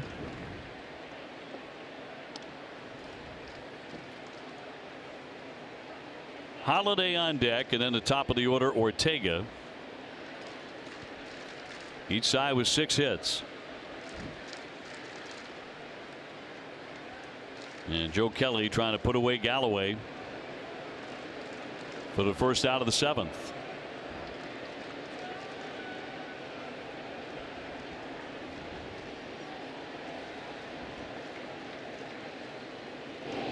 Oh, see ya. He did at 100 miles an hour to pin him to home plate. 1 man gone. This is just good old country hard ball right here. He's just going to go 4-seamer to the outer half. Look at that. Look at the ball stay true. Frozen. Good luck on that. 100 miles an hour on the black. Holiday with a base hit and a fly to right. 1 for 2. And he'll get under this and pop it up. And a play from Moreland. A couple of steps into right. He's got it. Well, tomorrow is Mookie Betts Puzzle Cube giveaway night at Fenway Park. The first 10,000 fans in attendance will receive a Betts Puzzle Cube presented by Citgo. For tickets and more information, visit redsox.com/promos.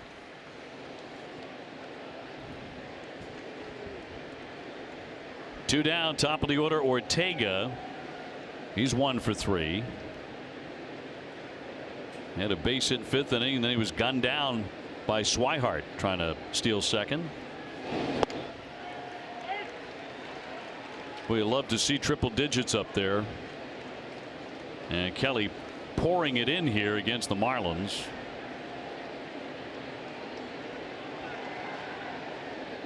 Nobody on base, 2 down. Sox up 4-1. The White Sox have taken a 4-0 lead on the Yankees in the 6th inning.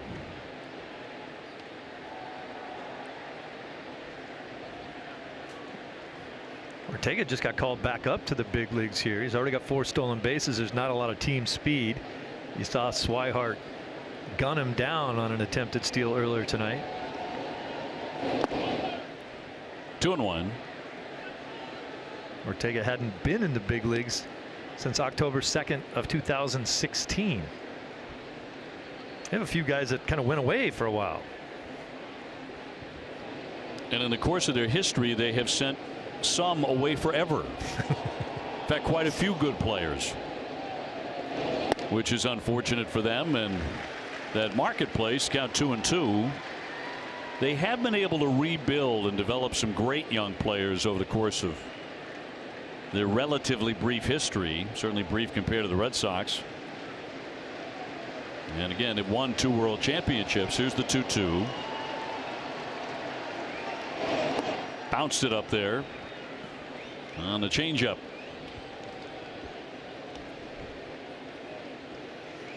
Joe Kelly is a 1-inning reliever with the repertoire of a starter. He's not afraid to throw his changeup up there. He's not afraid to throw the breaking ball. Got the 98-mile-an-hour fastball. 3-2 to Ortega. To center field. Jackie Bradley right there. Didn't have to move too much. He grabs that. Kelly continues to pitch very, very well. He gets him 1-2-3.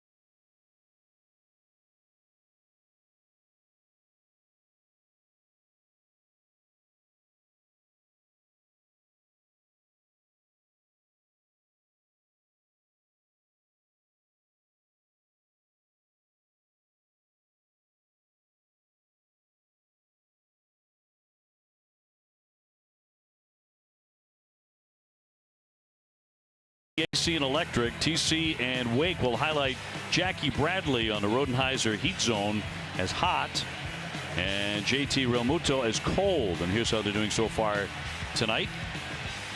With the Sox in front 4-1. Hits are even at 6.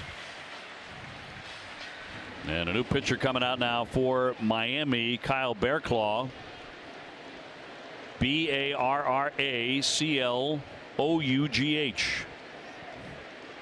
It's a great name.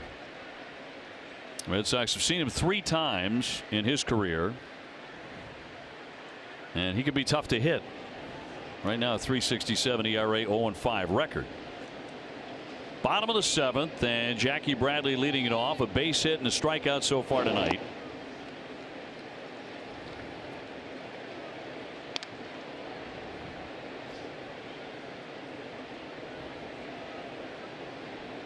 Then it's Betts and Benintendi. So the 3 men who most consistently make up a terrific Red Sox outfield will all bat in this inning.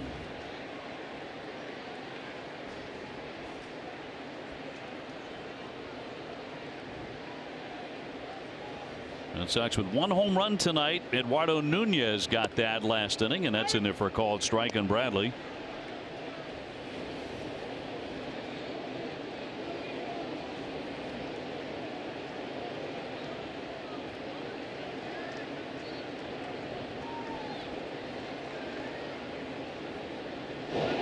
And the 2-1, he will not offer. He has the count his way. Now Barnes is up in the bullpen.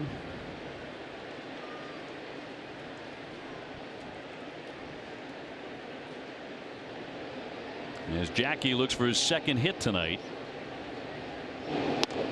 This game's starting to settle into a rotation that Alex Cora likes to see. Kelly in the 7th, Barnes in the 8th, Nasty Craig for the 9th. Red Sox season ticket plans for the 2019 season are on sale right now. New plans will include access to potential 2018 postseason games. For more information, go to redsox.com/season tickets. Leadoff man on a walk. Jackie Bradley at first base for Mookie Betts, who has singled, walked, and scored and fly to center.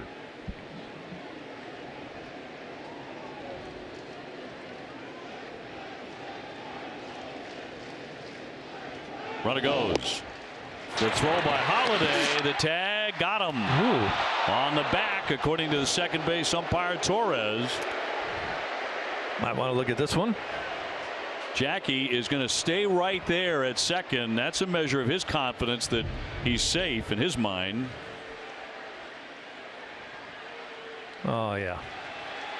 You know, I didn't really think that was that close. Me either. The Red Sox are obviously going to challenge it. I mean, he's already got that hand on the bag by the time the tag is applied.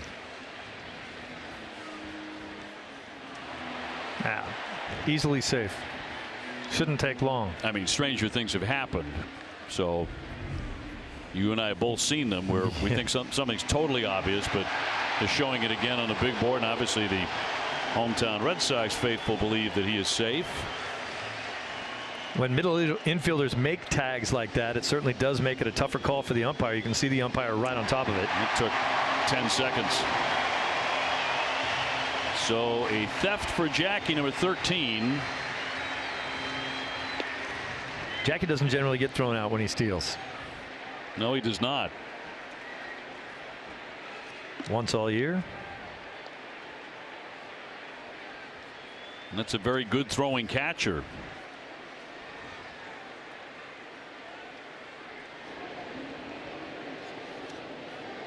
So an RBI opportunity for Mookie Betts as he took a strike. And the 0-1 from Barraclough.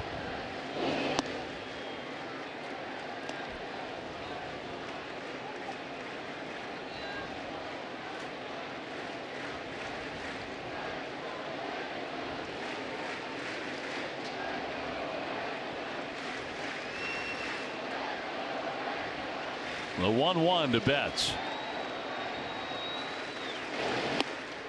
Off the outside with that slider, not enticing enough.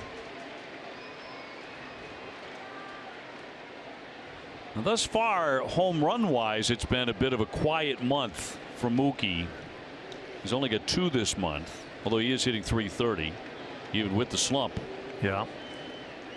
His numbers were so good for so long with a slump. They still look pretty good. He's hit a lot of balls to the warning track lately.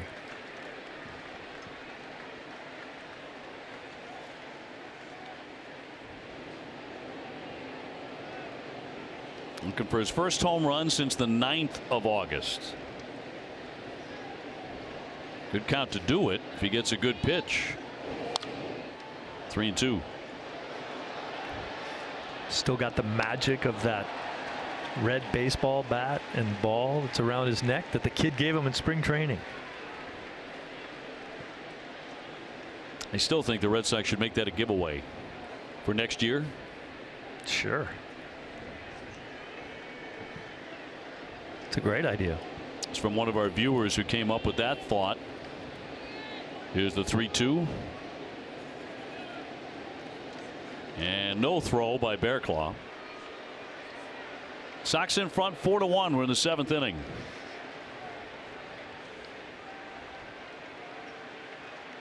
Got a run in the 2nd, 2 in the 3rd, a home run, a solo shot by Nunez in the 6th.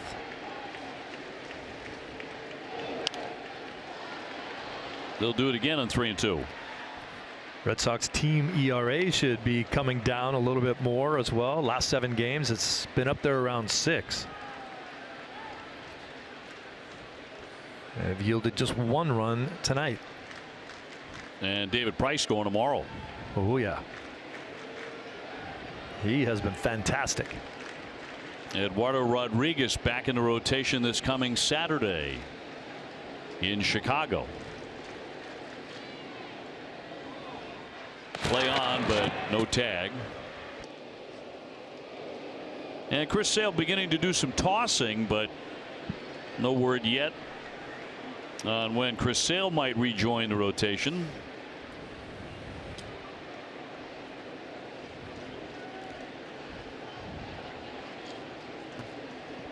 Marlins had a play that they put on right there where the pitcher doesn't even look at the runner. He's just looking at the catcher, and the catcher gives him a signal of when to spin and throw. The middle infielder comes into cover behind Jackie Bradley. Nobody out. 3-2. Oh. And knocks him down. Mookie get out of the way, but it's ball 4. That was a changeup. Bearclaw a little wild. He has walked the first 2 men. And opening a door for the Red Sox to really capitalize with Benintendi coming up.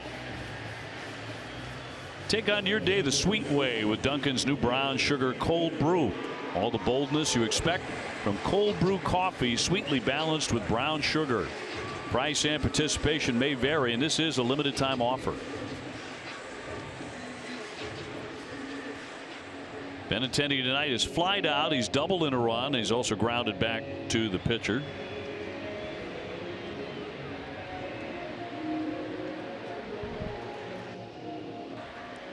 Top of the order had a very difficult time of it in Tampa. Dave, here's that timing play between the pitcher and the catcher. The catcher just drops his glove. The second baseman comes in behind Jackie Bradley Jr. So the pitcher isn't looking at anything. He just knows he's got to turn and fire. Those things rarely work.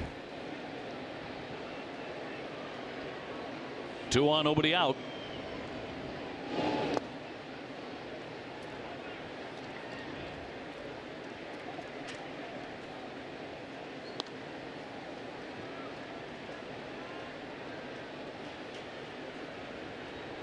Benintendi .350 in his young major league career with runners in scoring position. That's the 2nd highest in the majors since at least 1974. So he likes these spots. Shot to third. Anderson gets the out there across the diamond, gets the out there. Turn that smoothly. So Mookie Betts advancing up to second with 2 down off the double play. And we'll bring up Mitch Moreland once again. He's 0 for 2 with a walk tonight. Too bad. It was a good idea by Benintendi trying to go down that line. Tried to squirt it in left field there.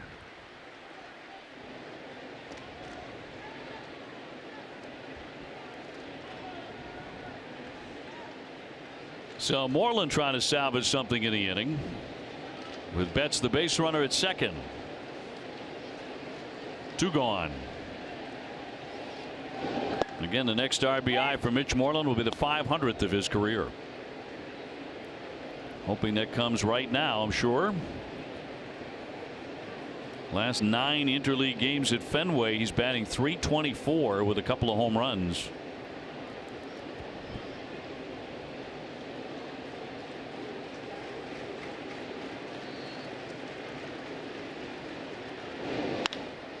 High fly right field. Ortega right there and makes the grab.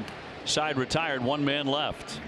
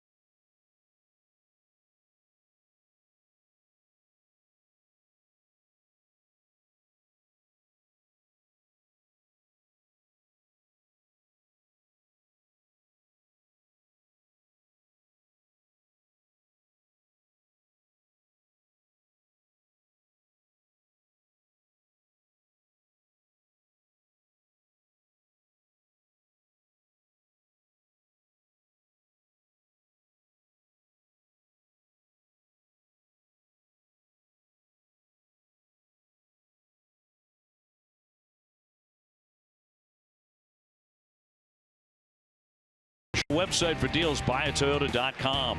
Geico, 15 minutes could save you 15% on car insurance. And by Rodenheiser Plumbing, Heating, AC, and Electric.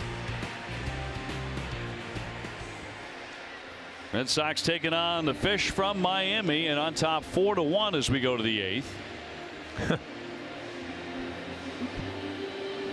And it'll be Matt Barnes coming out of the bullpen. And a right-hander allowed 2 runs, 1 hit, walked a couple of men in Sunday's loss against Tampa Bay. So looking to bounce back here tonight. And he'll get Anderson, Real Muto, and Castro. It's 2, 3, and 4 for Miami.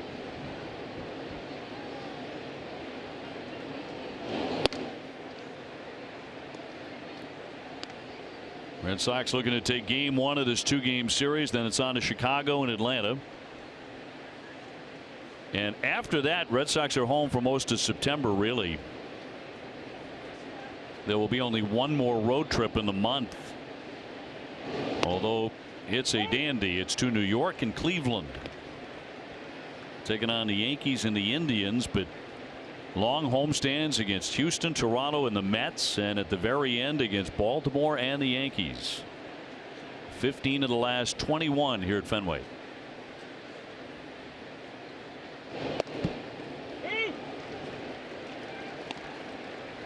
Here's the road ahead presented by Buick.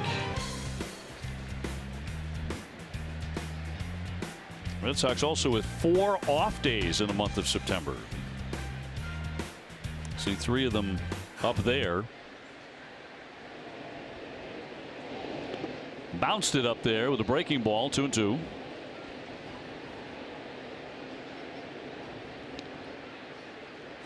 It's nice to have those off days this late in the season in case Alex Cora wants to juggle anything within his pitching staff. Javi Guerra up in their pen. Move guys back a day or so.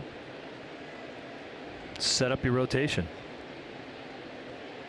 Yeah, one of those off days is kind of eye-catching. We talk about September. There'll be a base hit punched into right field.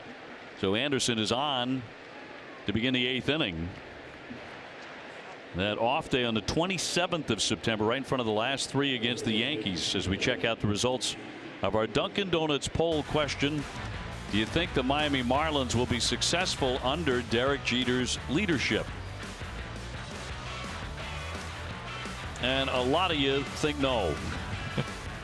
Wonder why. Not exactly stunned. Derek Jeter getting hammered on that one. Don Mattingly, the skipper, heck of a player in his own right, 6-time All-Star. American League MVP in 1985, which was my rookie season. Man, crushed the ball. 145 RBIs that year. In 1986, he finished 2nd. That's when Roger Clemens won the MVP and the Cy Young. Jim Rice finished 3rd in the voting that year. Real Muto 1 for 3, a base hit.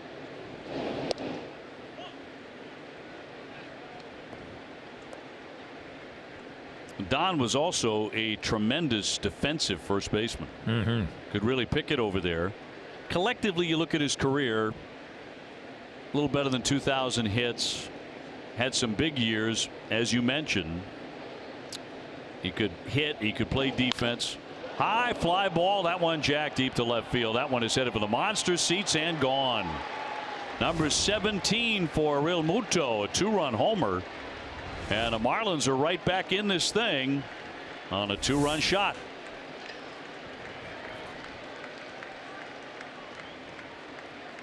And that quiets everybody here at Fenway very quickly. 17 home runs for the first baseman. Well, you see this pitch again. That's just going to tail right back into the hitting zone. We've seen Barnes now come out with back-to-back rough outings. It's not what Alex Cora was hoping for in the 8th inning here.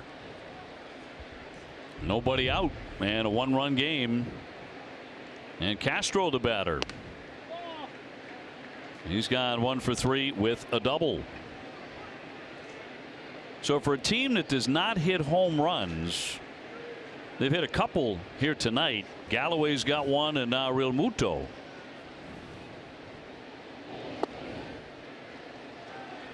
Those are the only 2 home runs that anyone has ever hit at Fenway Park on that entire roster for the Marlins. Castro with a little bit of pop too. He's hit 10 of them. That one shot out toward the triangle. Long run. Jackie Bradley hit for the bullpen, and that ball gets out of here. That is gone. Castro goes the other way and slams a home run on Barnes to tie it. They go back to back, and it's a 4-4 game. And absolutely out of nowhere. Again, the Marlins, one of the weaker home run hitting teams in Major League Baseball, have hit 3 of them tonight. You can just see him launching the other way. All he's doing is just trying to stay back on and hit as hard as he can. This ball just keeps going and going and going. Jackie Bradley trying to track it down. He runs out of room.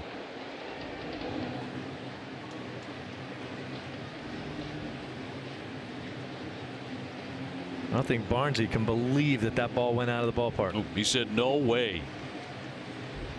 But into the pen. And we're starting over here in the 8th inning, a 4-4 game. 11th home run for Castro.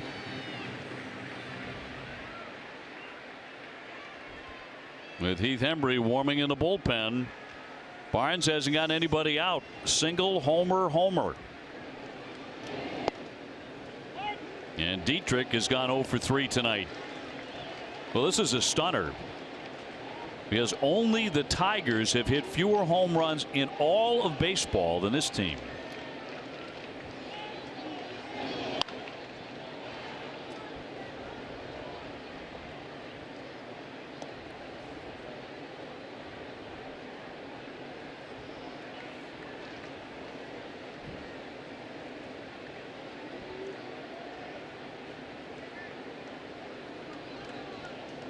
Dietrich, one of their top home run men with 15, and did not offer there. Boy, that has really quieted the crowd at Fenway.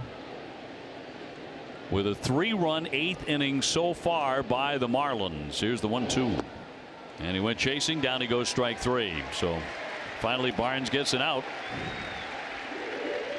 on the strikeout of Dietrich. This has been a good pitch for Barnes here. The breaking ball. This is curveball down in the dirt. It's his fastball that's been getting hit and hit hard.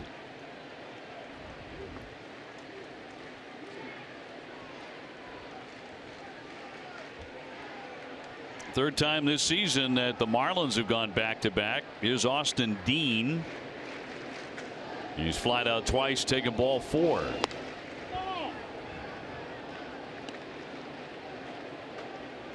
You know, the Red Sox have only 6 hits tonight. One of those a home run by Nunez, but only 6. They've been out hit 9-6.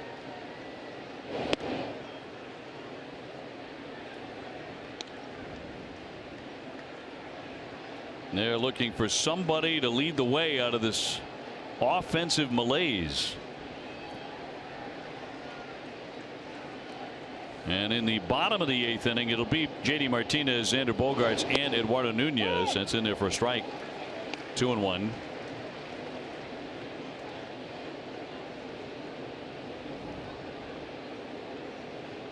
All tied up 4-4.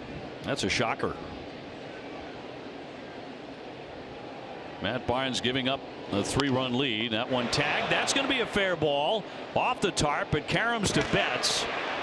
Dean will have to be content with a single down the right field line, but that's the 4th hit in the inning off of Barnes. You got to think as soon as Hembry's ready, he'll be in this game. Up here comes Coro right now. Go ahead run is on base in the blink of an eye.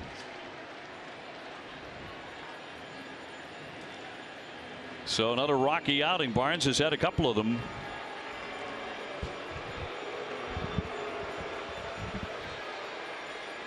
And that means Hembry is coming in, and he will become the 4th Red Sox reliever to work in this game. So Barnes will step out.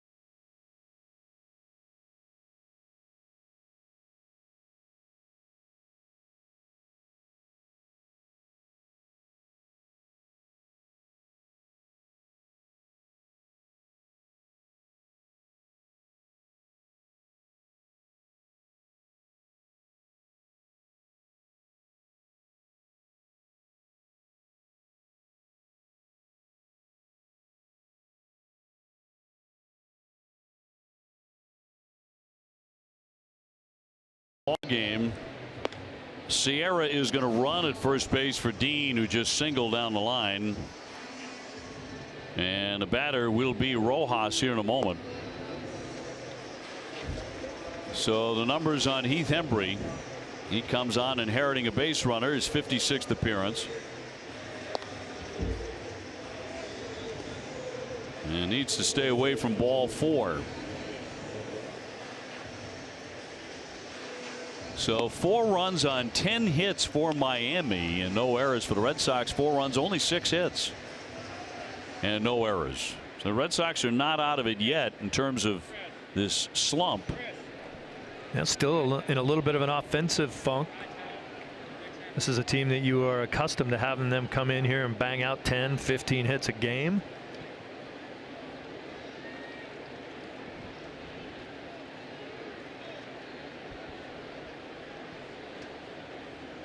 Rojas has twice grounded to third. He's also popped up to first.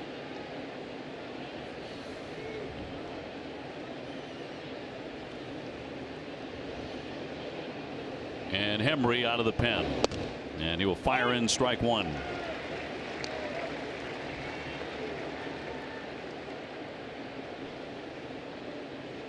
Well, the Red Sox 3-run lead is evaporated. Sierra, the pinch runner at first base, doesn't necessarily have base stealing speed. He has just one stolen base on the year.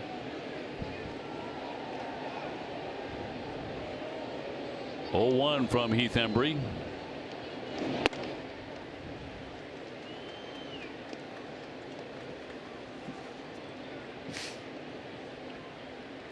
JD Martinez will lead off in the bottom of the 8th inning.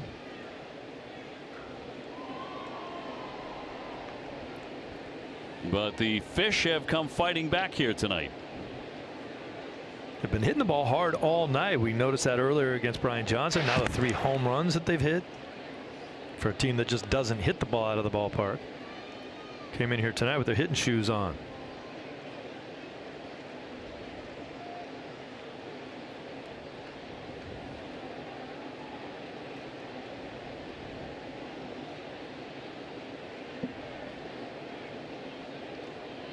One on, one out. Fouled away. That one ran in at 95. So Hembree has the upper hand. Same 2 clubs tomorrow night, 6:35 for the first pitch. If you're holding a ticket for that one, it's a half hour earlier than tonight. David Price against right-hander Trevor Richards, who's 3-7.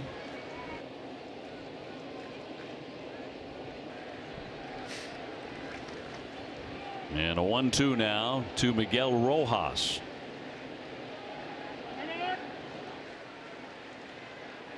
And again, he's hit into 21 double plays, #1 in the big leagues.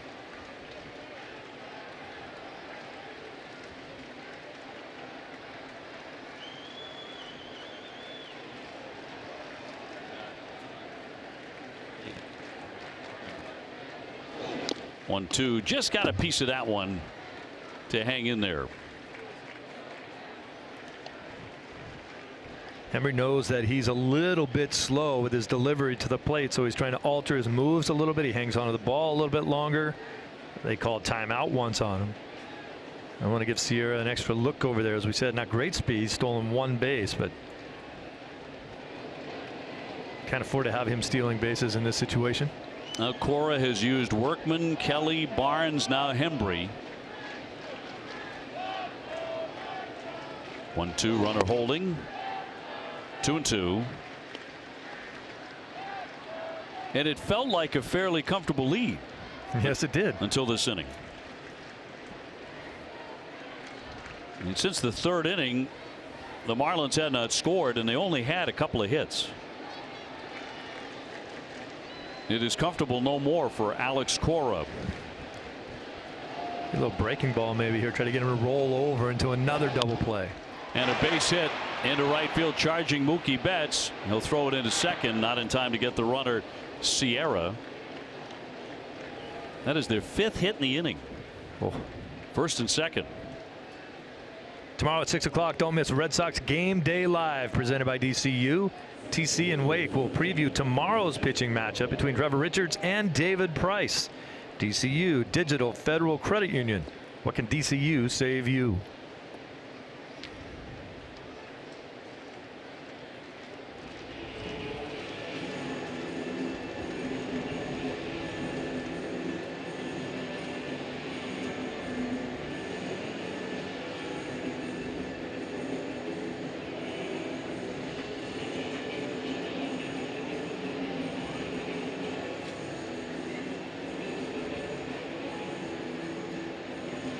So first and second, 1 gone. Time now for the carrying the freight moment, brought to you by Old Dominion. Wow, this is the home run by Galloway in the 3rd inning. Just kind of hanging breaking ball right there from Brian Johnson, and he pounds it into the seats. Old Dominion, the official freight carrier of Major League Baseball and the Red Sox. Now Galloway, the batter, has already done damage tonight. A home run in the 3rd inning. That was off of Brian Johnson. Sierra at second. He represents the go-ahead run for the Marlins. Rojas on at first. Fly to center field. Jackie started back and now lines it up. He'll make the catch, and the runners will stay put as he fires in. So 2 gone. Holiday scheduled to bat. Next man up for the Marlins would be the 8th man to hit in the inning. Holiday going back to the bat rack, so they'll hit for him. And it'll be Riddle. JT Riddle. So he will swing away here against Hembree. This inning has been a mammoth struggle for the Red Sox.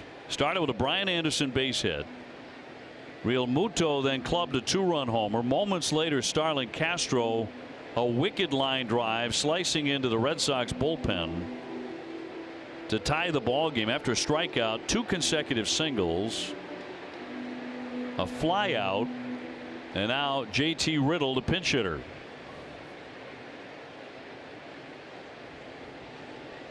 About a week ago, he hit his first career pinch hit home run. He did that against the Yankees.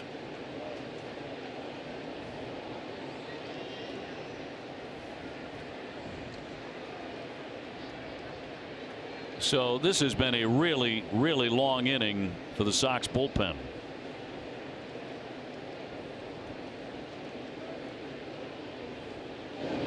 And the first one will be up for ball 1.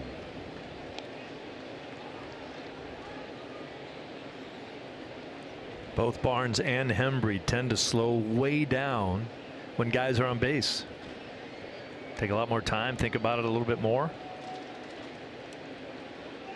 They've played 7 in the Bronx. Chicago still leading the Yankees 4-2. This one tied up 4-4.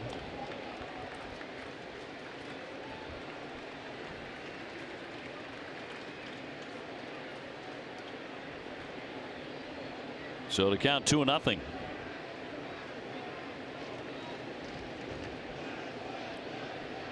Hembree trying to hold. Very deliberate with men on base. Here comes the 2-0 pitch.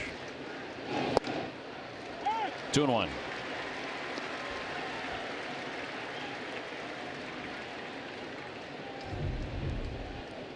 Pitch right here. Riddle thought was down a little bit on the kneecaps. He got the call.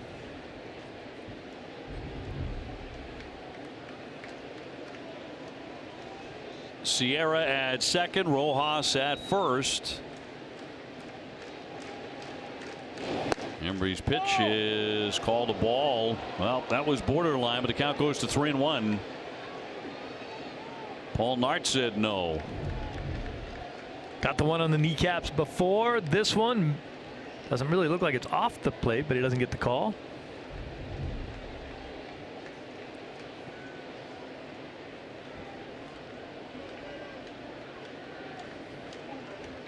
A good count for the hitter, JT Riddle. If he walks him, they'll be all loaded up for Ortega on deck.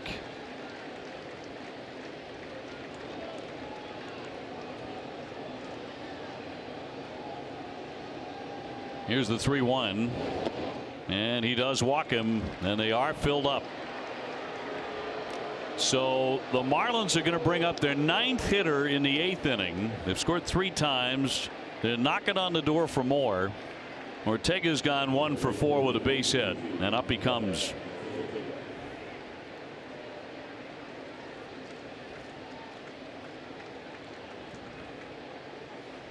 Red Sox have had a tough time getting outs in this inning, and they're taking a long time to do it.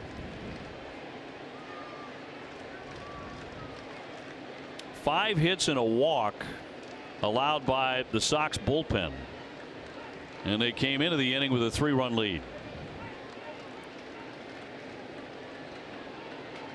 Embry trying to prevent disaster here. And a little pop up into left. Long run. Xander Bogaerts. He can't get it. 1 run is in. Here's the fire to the plate. The tag. 2-run score.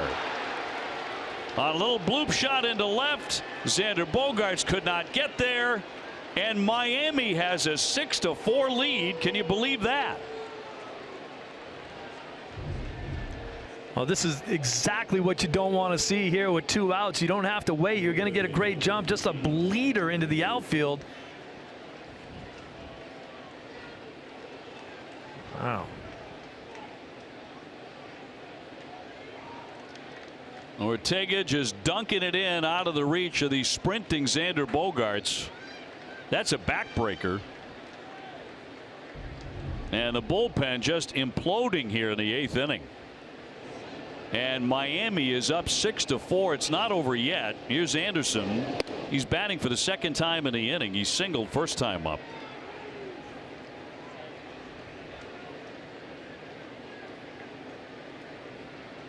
So far, a 5-run 8th inning for the Marlins. The light scoring Marlins.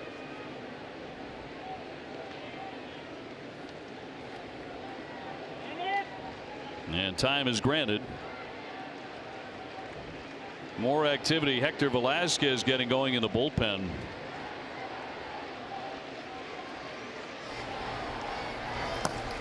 And this one has come apart. Here comes the 1-0 pitch.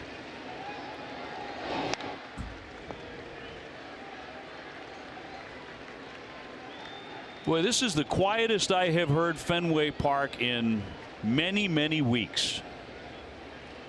And justifiably, the way things have been going lately. Well, this is a horrific 8th inning here with the 5 runs that they've put up. This game felt like it was well in hand.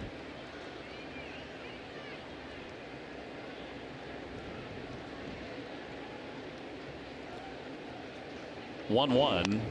Big swing and a foul back by Anderson.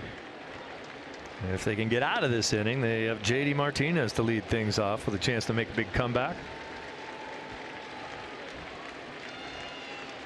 Guerrero, the right-handed, a tall righty, loosening in their bullpen. He was acquired from San Diego Padres at the end of July.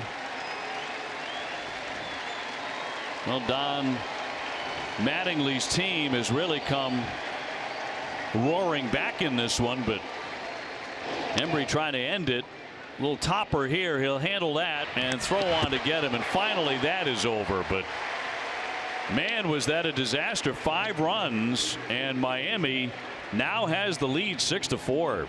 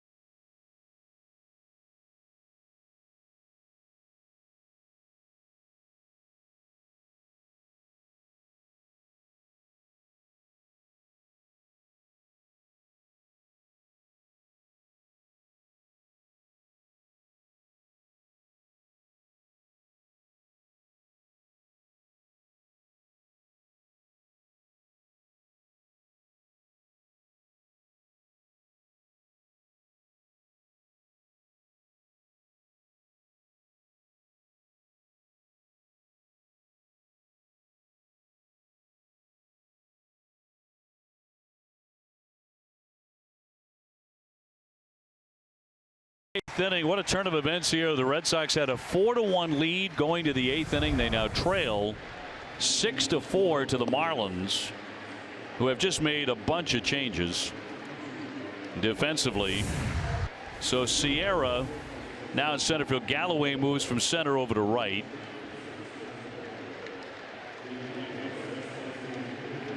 Looks like a lot of teams are using their little cards to figure out where their defensive alignments are going to be.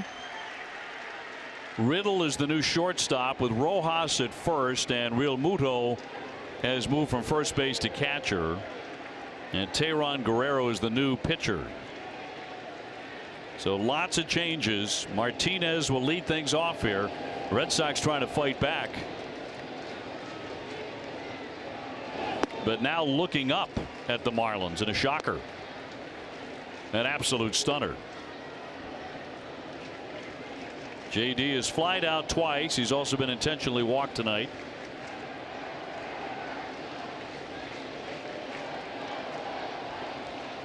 And Guerrero with the 1-0 and drills it in there at 99. Yeah, he can rush it up there. First two pitches 99. He's been up over 100 before. Big, tall, lanky right-hander. Bogarts on deck to be followed by Eduardo Nunez, and a 1-1 from Guerrero.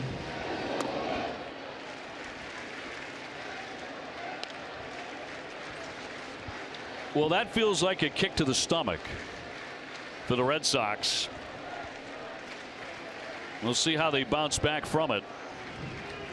Got some damage in the order coming up here with guys like JD. 2 shots at it still.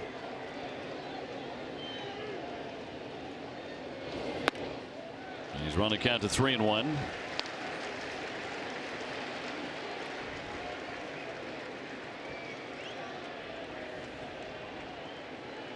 Guerrero will walk people, 26 of them in 50 innings. He's yanking his fastball.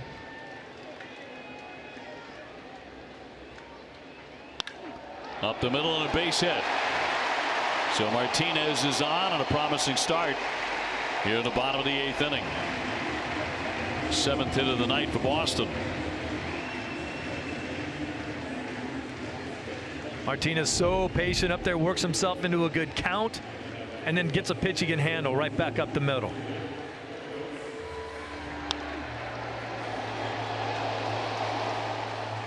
So JD Martinez 1 for 3.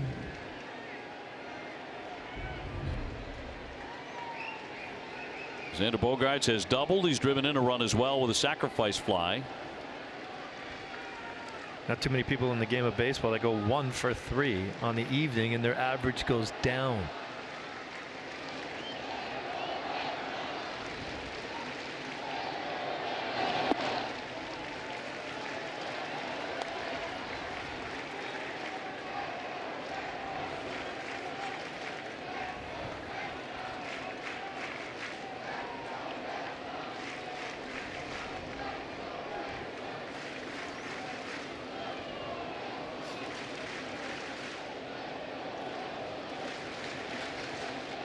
Here's the 1-0 to Xander.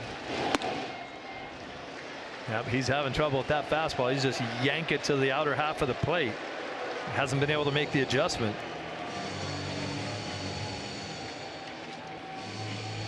Real Muto out there to try to coax him through it, but he also should try to set up a little farther inside so that he can get him back to the closer to the middle of the plate. A lot of pieces in this delivery for Guerrero. He's 6'7", 214 pounds.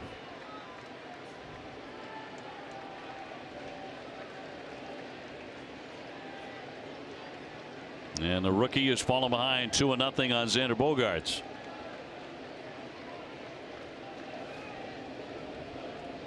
Here's the 2-0. He will take ball 3. That's 100, but he missed with it. It's an easy 100, isn't it?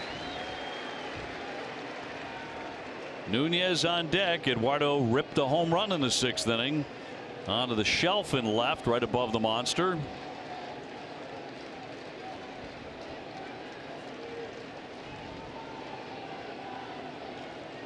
The 3-0 pitch. In there for a strike.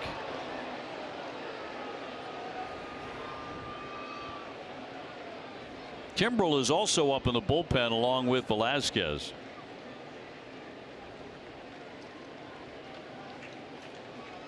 Red Sox were hoping to have their closer soon to be warming up, getting ready for a save opportunity, but now the Red Sox are down. That's in there for a strike, and it's 3-2. Wow. Thought it was down, obviously. Full count. That didn't have to be a strike, that's for sure. This is awfully close at the bottom of the zone. This guy hasn't really proved that he can throw strikes, so surprising that he gets that call.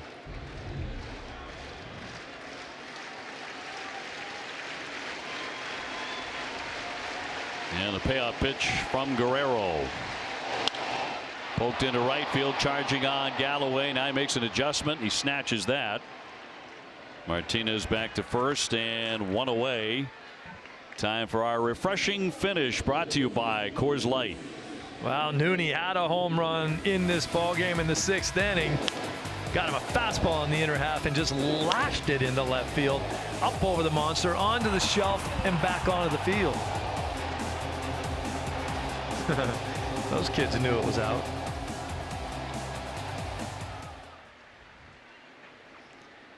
Now that one pitch really changed things there. Instead of a ball 4 for Xander, you have first and second, nobody out. Instead, he has to line a ball into right field for 1 out now, and JD stays at first.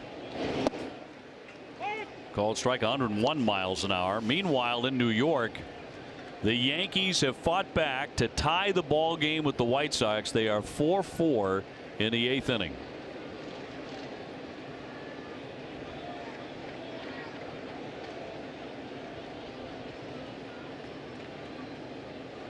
One man out. Here's the 0-1. He tossed up a breaking ball, a pretty good slider there to 0-2 on Nunez. Hadn't really seen the breaking pitch out of him because he wasn't ahead in the count ever.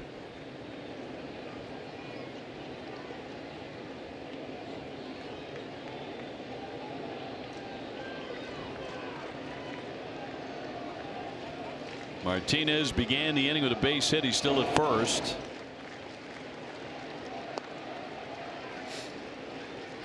As the Red Sox are looking for somebody to wake up the offense. Miami with 12 hits. Red Sox have but 7.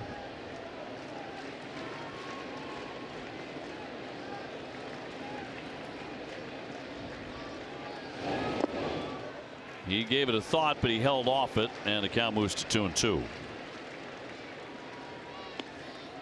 Tomorrow night, game 2 of this quick series. It'll be David Price against Trevor Richards. Remember now, the Red Sox have not lost 4 consecutive games all season. Going to the 8th inning, it didn't look like that would be in danger of happening. But Miami got 5 runs in the top of the 8th. Lined into right field and down for a base hit. Martinez charges, and he'll stop at second. Nunez with his 2nd hit tonight, first and second, and 1 out. That's some good hitting right there. Here's our game summary, brought to you by Xfinity. Brian Johnson went 4 1/3, giving up 5 hits and earned run before he was taken out of the ball game, and heavy bullpen usage after that by Alex Cora. Nunez is now 2 for 4. It is 8th home run of the season in the 6th. Ian Kinsler now 1 for 3 with an RBI single.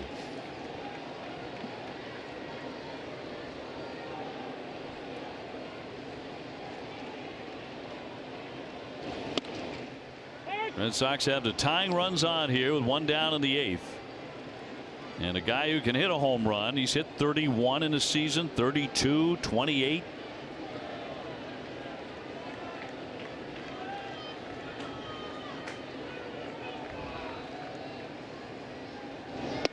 That comes inside hard at 98, and the count 1-1.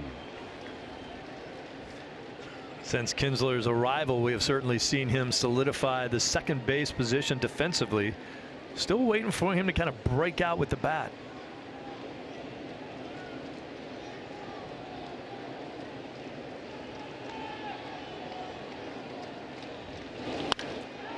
Socked into center, and that's down for a base hit. Martinez waited on it. He's into third, stopping there as the throw comes all the way to home plate, but the bases are loaded.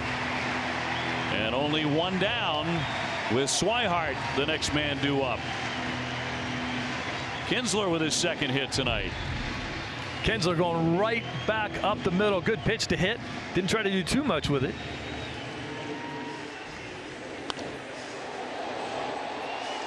JD Martinez taking no chances. He knows that his run doesn't mean much in the whole scheme of things. He's got to score it, but he can't be getting thrown out at the plate. Didn't want to make sure that that ball dropped before he went into third base. Juan Nieves back out there, all filled up now for Swihart. Red Sox have singled 3 times here in the 8th inning, so they are fighting back after falling behind 6-4. So it's Martinez at third, Nunez at second, and Kinsler at first. Now the left-hander Adam Conley working in their bullpen with Jackie Bradley due up after Swihart.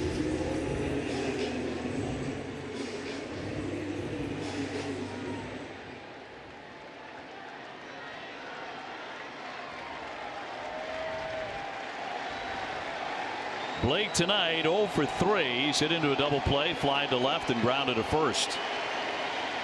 One down. Shift on. And he will take ball one.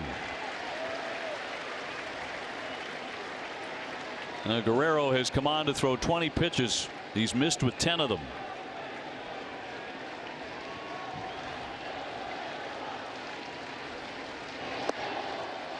One and one.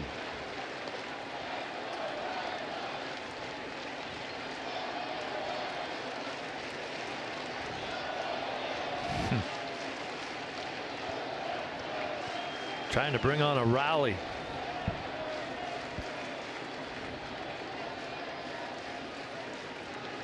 All loaded up with one down.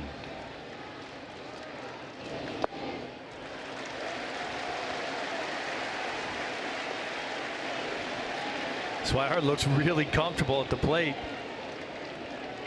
He's looked good on pitches that he doesn't want to swing at there. You realize he's driven into game-winning runs in each of the Red Sox last 2 wins. And he do it again. Here's the 2-1. He won't offer. 3 balls, 1 strike. Hasn't taken the bat off his shoulder.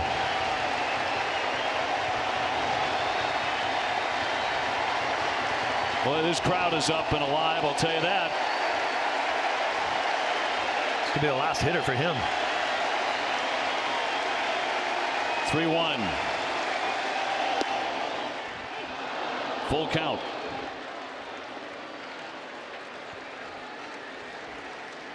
Pitcher's pitch here, 3-1. He did a good job. He had a great location here with it. Not a good pitch for Swihart to offer at. Got another chance. Their left-hander is ready in the pen. Here's the 3-2. And he struck him out. 99 miles an hour to fan him. 2 gone. Well, he had to count his way. Give Guerrero credit. He came back with some tough pitches, and he struck out Blake Swihart. That's a pitch that Swihart will be kicking himself over. You get a 3-2 fastball is pretty much what you're looking for. Now, Mattingly is going to stick with Guerrero. Wow. Bases loaded for Jackie Bradley, even though he has the lefty ready. Jackie 1 for 2 with a base hit. I would have thought for sure this would be it for Guerrero. Mattingly's banking on that triple-digit fastball of Guerrero's to do some damage here. Pierce did have a bat. You saw him put away his helmet. And a 1-0. got the corner, according to Paul Nart. 1-1. Don Mattingly likes this matchup, Guerrero versus Bradley, rather than if he brings the left-hander in. Quite frankly, it would have been Steve Pearce coming to the plate. 2 down, they're loaded up, and he lets it go for a ball. Well, he's thrown 28 pitches and only 14 have been strikes. Rather amazingly, he hasn't walked anybody in the inning. He has allowed 3 hits. They're all loaded up. He's in trouble, but he can get out of it.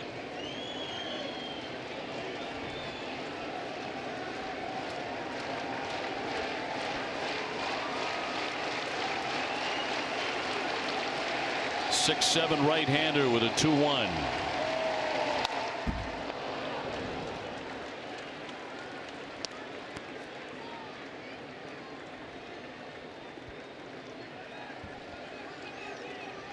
Mookie Betts lurking on deck, but right now it's Guerrero and Bradley.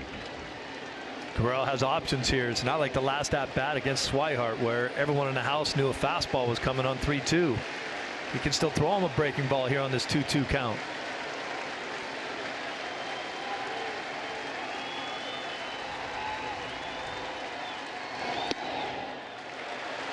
Three and 2. So the string is out here. 2 down. Base is loaded.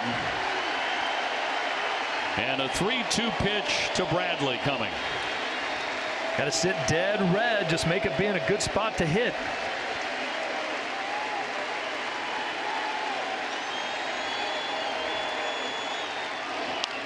Pop foul. That'll be out of play. Boy, he can fire at 101 on several occasions here in this inning.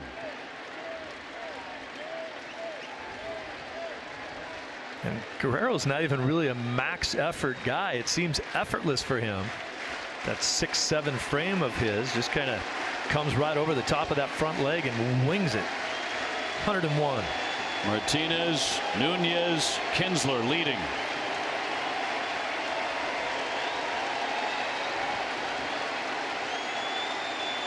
.3-2 again. Ground ball up the middle, base hit. Martinez is in. Nunez is in. The Red Sox come back.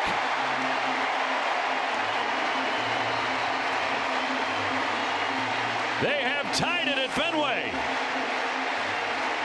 Jackie Bradley up the middle for a 2-run single. That is some kind of an at-bat right there. Jackie knew what he was going to get. Sat on a couple fastballs, fouled one of them off, got it again, and banged it right back up the middle through the shift. Oh, that's a good feeling when you see 3 guys over there waiting to catch your ground ball and you find out a way to sneak it through all of them. So we're in a 6-6 tie. Mookie Betts will be the hitter. Mattingly is sticking with Guerrero, who's allowed 4 hits in the inning. And the Sox have the go-ahead run 90 feet away in Kinsler. You'd have to say the gamble of sticking with Guerrero against Bradley didn't work, did not pay off. He had a lefty in the pen ready to go. He liked the matchup with Bradley better. And Jackie Bradley burned him. Yes, he did. Sweet sight to see that was. This team needed a comeback like that. Well, they need a capper on it.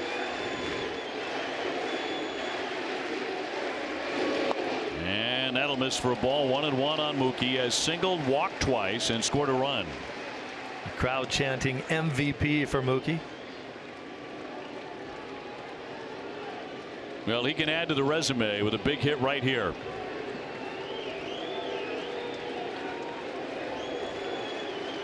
And Guerrero's 1-1. 2 balls, 1 strike.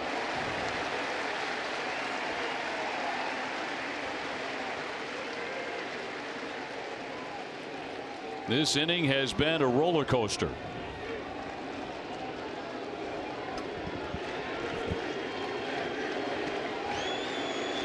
First and third, 2 down. And a 2-1. 3 balls and 1 strike. Will he get a pitch to hit on 3-1?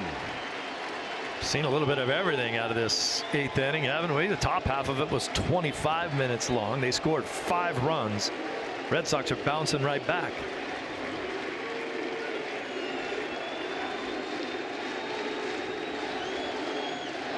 Oh, right all the way to the backstop. Here comes the run.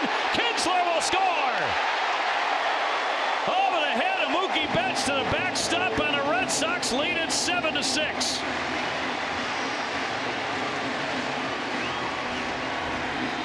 Wow. That is 2 at-bats in a row for Mookie Betts, where the ball 4 almost hit him right in the head. This is a hard pitch to get out of the way of at 100 miles an hour.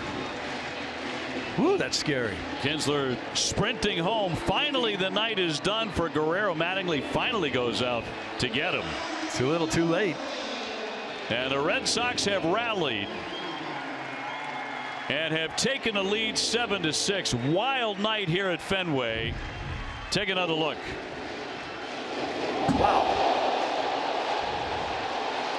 That on ball 4. And Kinsler sprinting in.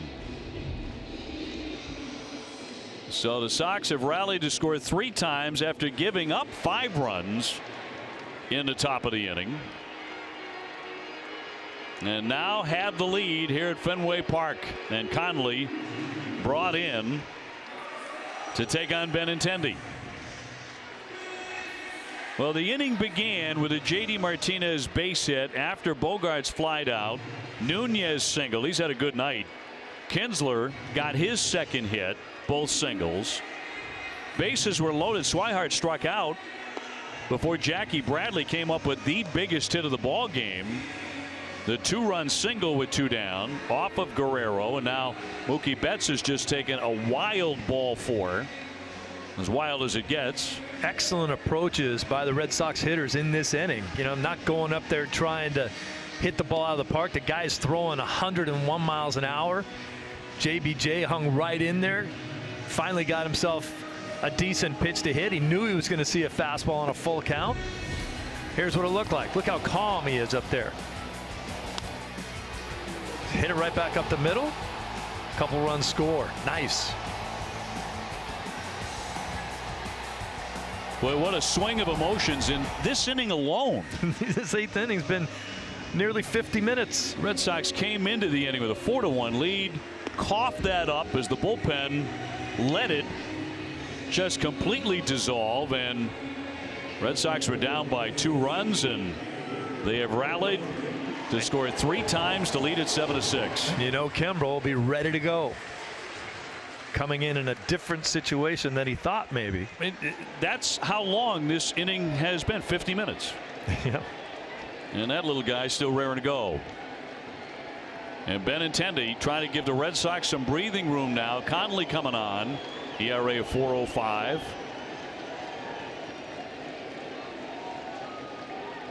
With Betts at first and Bradley at second. No matter which team wins this game, both teams will say that they should have. And both have an argument. Yeah. The Red Sox need this one badly. Yes, they do. Showed some fight, though, too. Coughed it up, came back and got it. Big time. Benintendi knocks that one foul. He has an RBI double in this one back in the 3rd inning. And now Kimbrel is up by himself. He has barely been used in recent days. Don't use your closer when you're not winning games. And Cora did get him into a game that the Red Sox would lose against Tampa Bay down there just to get him some work. Benintendi is the 8th Red Sox batter here in the 8th.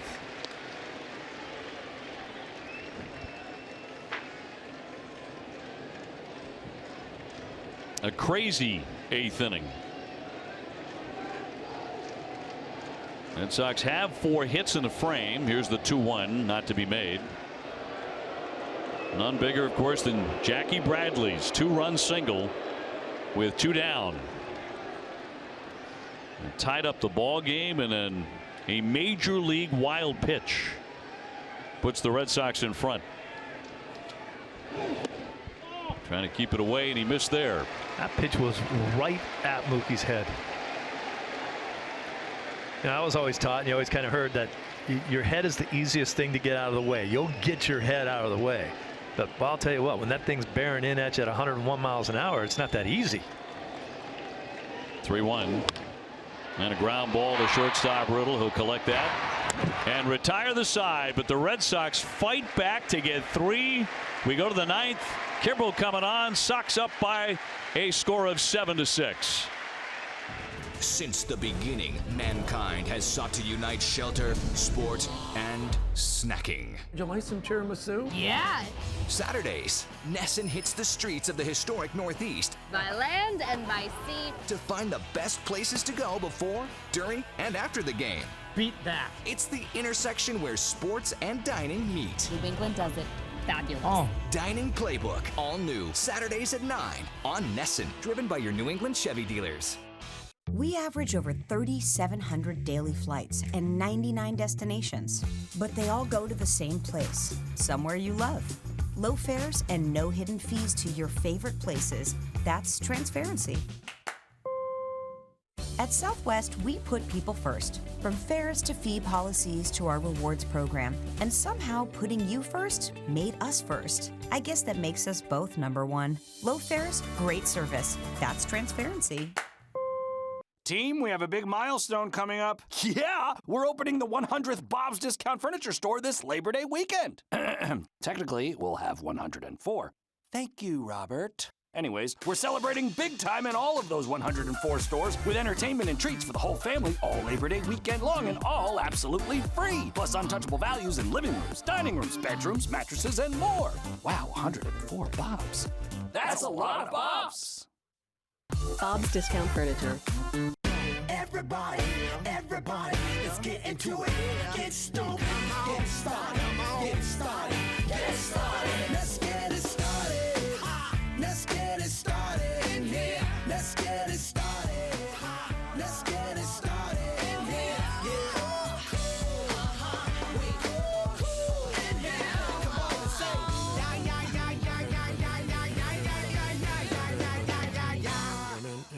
Running. Top of the 9th inning, Red Sox have surged back in front 7-6. Labor Day savings are going on right now. Jordan's Furniture. Save up to $600 on select Tempur-Pedic, Beauty Rest, and Sealy mattresses. Savings like this won't last forever, so hurry in or shop online. To the 9th. Craig Kimbrel with a must-have. Took a crazy route to get here, but this is the situation you wanted to have. 9th inning, Kimbrel on the mound. One of the guys who's done big time damage in this one will lead things off. JT Realmuto, who ripped a 2-run homer in the 8th inning, one of 2 home runs the Marlins hit. To stun the Sox, come from behind, take the lead, and then the Red Sox just scored 3 times to take it back.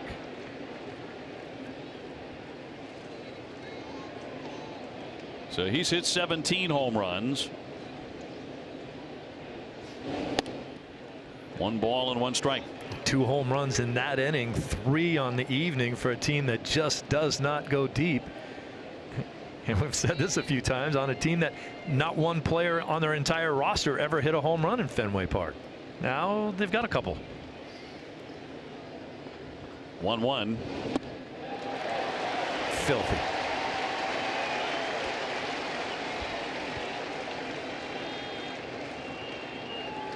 You know, people are going to say, well, it's the Marlins, right? And they've got 79 losses in their last place and all of that. But this would be one of the biggest saves of the year for Craig Kimbrel. If he pins this down, the way things have been going for the Red Sox.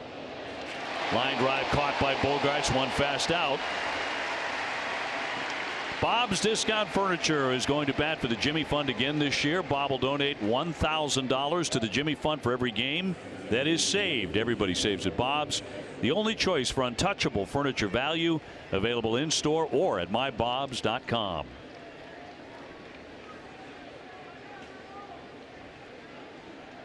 There have been 13 runs combined for the two clubs tonight, and 8 of them were scored in the 8th inning.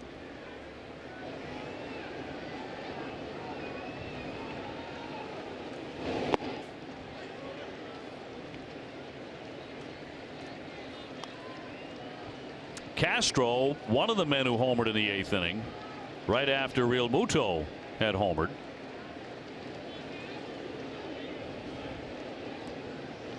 He is 11th. That was a pretty impressive shot off of Castro's bat. Ooh, that one over his head knocks him down.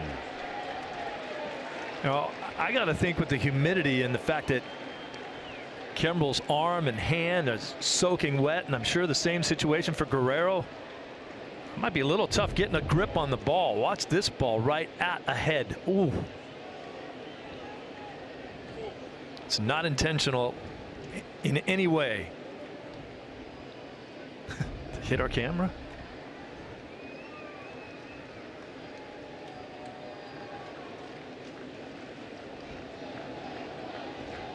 Nothing to Castro. Got a good grip on that one. 99 on the black.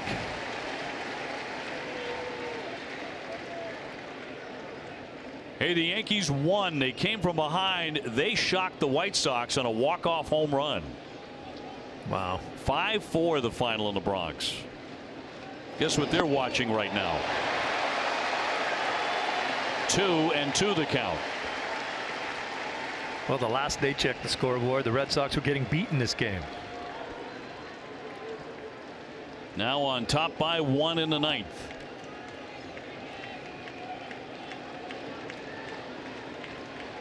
And a 2-2. Bounced it.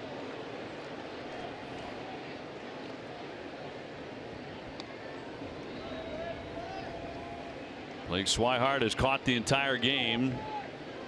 He's got Brian Johnson, Brandon Workman, Joe Kelly, Matt Barnes, Heath Hembree, and now Craig Kimbrel.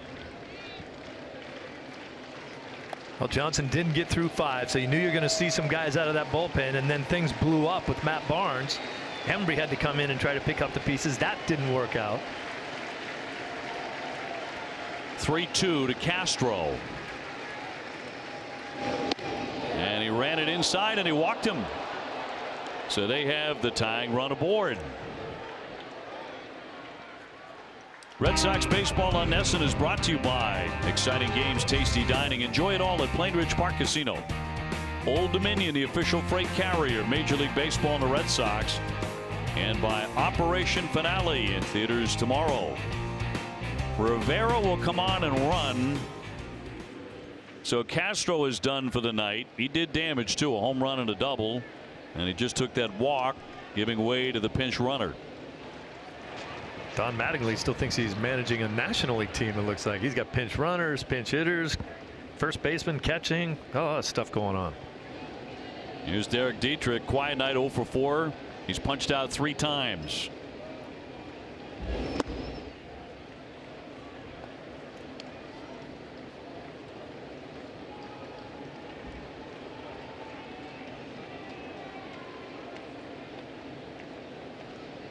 Seven runs, 10 hits for the Red Sox, no errors, 6 runs, a dozen hits, and no errors for Miami.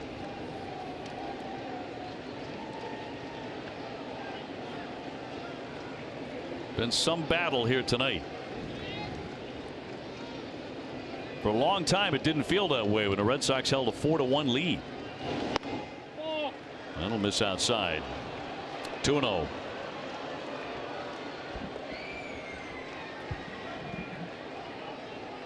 Dietrich 2 for 8 lifetime against Kimbrel. One of the hits is a homer.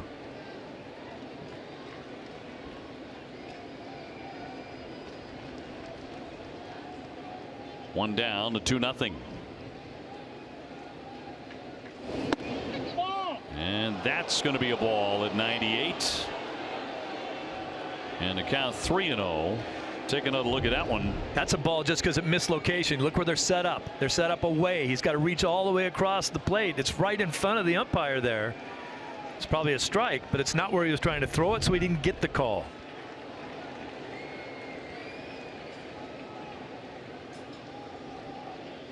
(3-0) to Dietrich, taking all the way.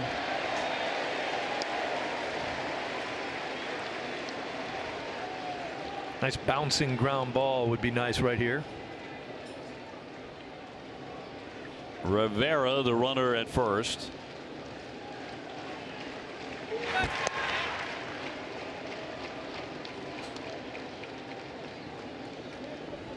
Perry Hill, the first base coach there, one of the best infield instructors you'll ever come across.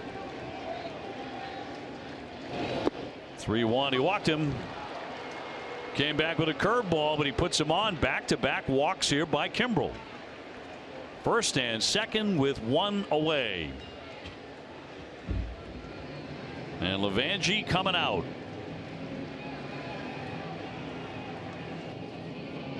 You know, he's been in a stretch where he's just a little bit off.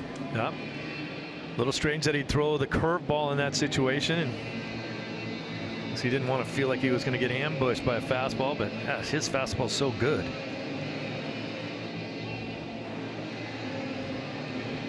Levangie's not calm out there. He's getting an earful. Here's a breaking ball here on a 3-1 pitch.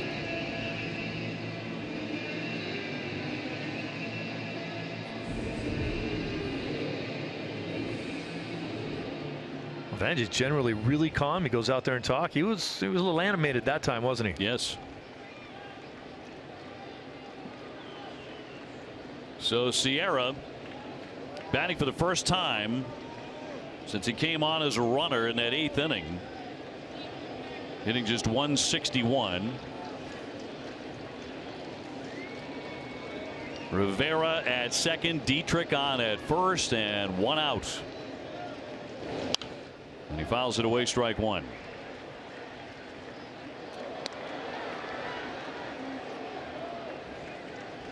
That 161 batting average for Sierra. He hasn't played in a lot of games, but he does at 87 at bats, so not getting a lot of hits. Rookie called up in late July. Here's the 0-1 from Kimbrel.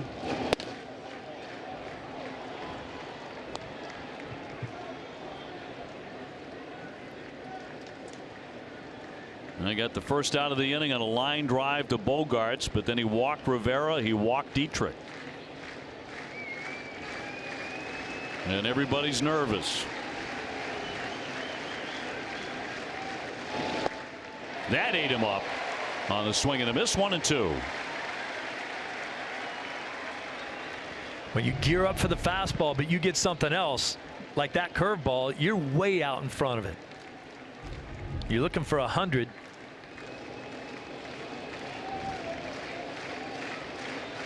Kimbrel trying to put him away. Here's the 1-2.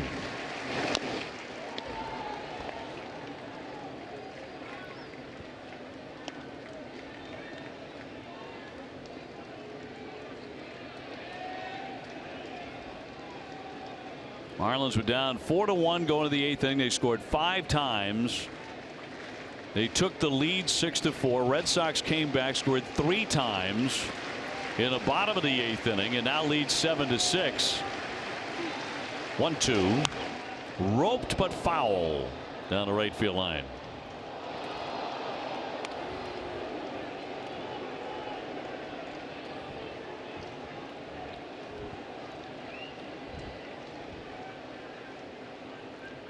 Double play would be a nice way to end this ball game, but Sierra runs well. It'll be tough to double off.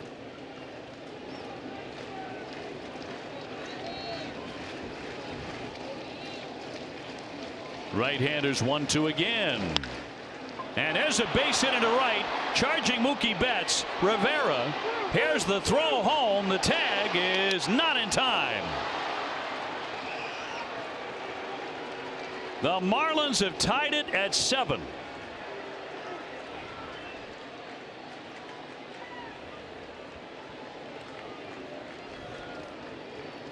Sierra with the base hit. He did a pretty good job of hanging in there, got himself a fastball and just bangs it into right field. Good solid contact. Mookie came up throwing, but that ball just didn't get to him in time. Good speed out there at second.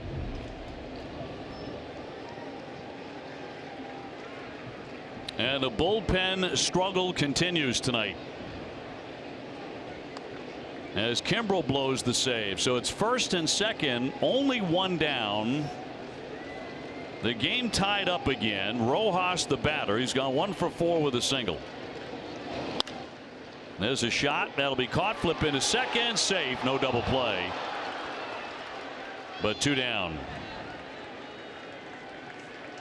Dietrich getting back to the bag.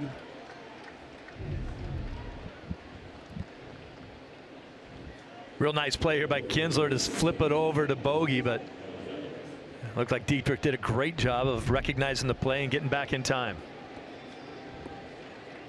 It's not a play you want to get doubled off if you're Dietrich out there. That's bad timing. Here's Isaac Galloway now. Talked about him earlier in the game. He spent a decade in the minor leagues before ever getting a chance this year to appear in a major league game. He's homered tonight. First and second, 2 down in the inning. 2 walks and a big base hit to tie it at 7. And 23 pitches now for Craig Kimbrel. Second right of the right-hander loosening in their bullpen.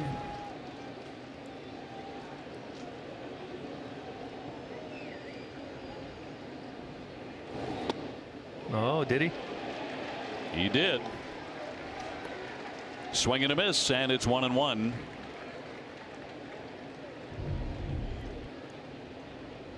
Tried to check the swing, but it's out in front of home plate there. It broke his wrist a little bit. You're generally going to get that call to strike.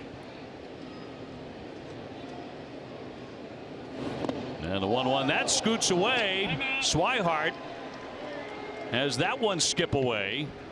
And the runners move up to second and third on a wild pitch. Watch this one skip all the way up onto the screen off the heel of Swihart's glove.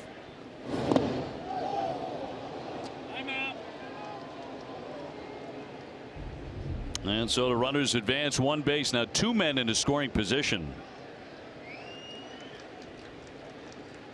And this has been a really long inning for Kimbrel.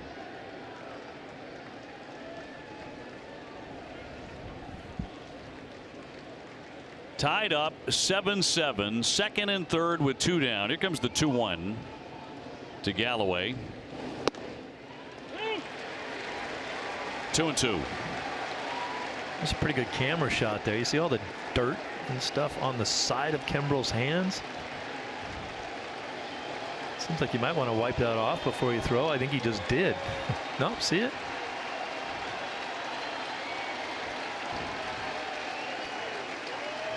Two. He didn't get that call. That's outside for ball 3. He walks him. The bases are going to be loaded.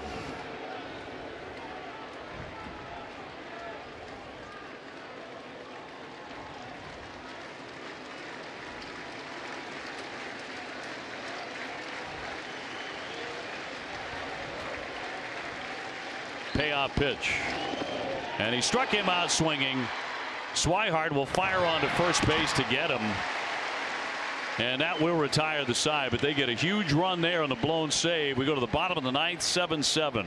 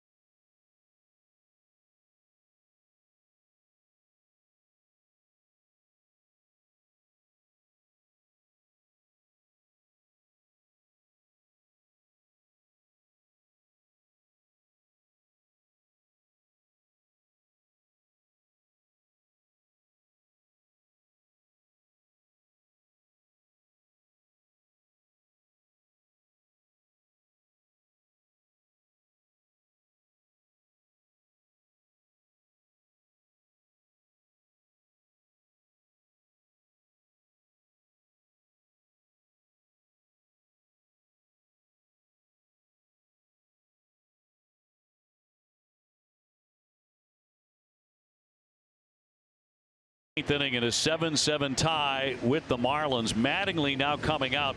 Pierce had just come to the hitting area, and he's going to go with a right-hander and lift Conley. Pierce, of course, a lefty killer, and he'll go back to his bullpen. Steckenrider now will make the appearance. He had him warming up out there. He was selected by Miami in the 8th round of the 2012 draft, and he has been a guy used a lot in his brief career.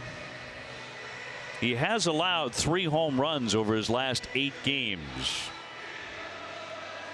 So let's recap this as the Marlins came storming back to take the lead, and then the Red Sox scored 3 times to tie it on that base hit by Jackie Bradley in the bottom of the 8th inning. Excellent at bat by Jackie, getting that base hit. Crucial time in the ball game. They needed it. And then that ball right at Mookie's head is going to score Ian Kinsler from third base on the wild pitch. And then the top of the 9th. The Marlins come back. Kimbrel with the first walk. Then Dietrich, he walks him as well. He's throwing a lot of pitches. And then Sierra, guy, he's hitting a .161 on the season. Excellent base hit into right field that scores a run. Mookie had a little trouble fielding that ball, so couldn't really get a lot on the throw. Kimbrel threw 28 pitches in that inning. You have to wonder if he'd be able to come back tomorrow night. Right now, the matter at hand is this game, and right now the Red Sox have allowed it to get away. They've fought back to take the lead. Now it's tied again. Got to get off the mat again. Steckenrider for his 61st appearance, so Don Mattingly has a lot of trust in him. It'll be Steve Pierce to bat. This will be his first trip tonight, hitting .291, 10 home runs, with JD Martinez on deck. And the first one in there for strike 1. Pierce was expecting to see a left-hander. He didn't get him.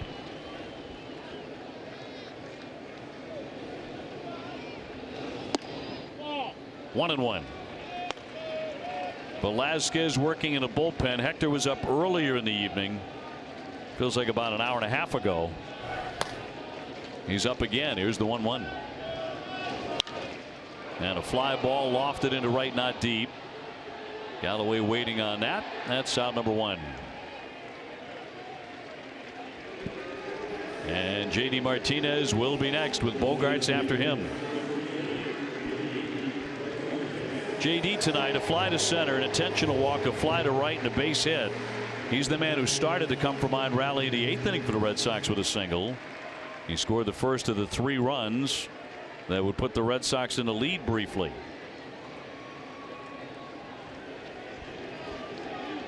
Well, send us home happy with 1 swing of the bat. In there, strike 1. Well, 38 home runs. He's second in the American League in that category.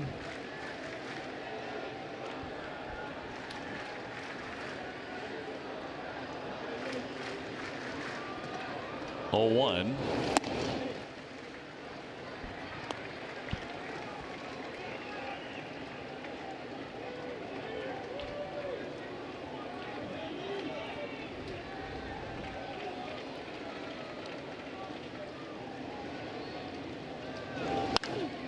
Drilled into center field for a base hit. JD Martinez with hits in his last 2 trips, and he is on with 1 down in the 9th inning. Usually when you talk about the prettiest swings, you're usually talking about left-handers. Watch this on a breaking ball that stays out over, how pretty that swing is. How good he just drops the bat into the hitting zone with power. Gosh, that is consistent. He talks about his swing all the time, saying that it is not consistent, that he always has to work on it. It never just feels great. Yep, he's 2 for 4 with it tonight. I like it. Bogarts ripped a double in the 2nd inning. He's gone 1 for 3 with an RBI.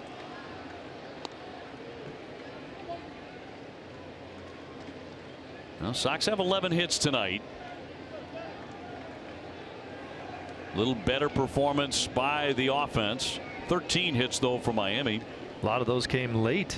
Red Sox were being, and still are being, out-hit in this game. You missed it. The Yankees won in walk-off fashion to beat the White Sox 5-4. So that's a final. That means the Red Sox have to win to maintain a 6.5 game lead in the division.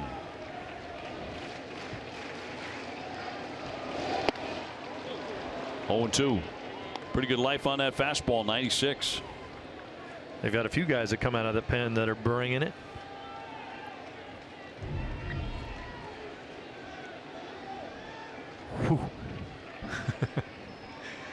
To get up early to hit that one.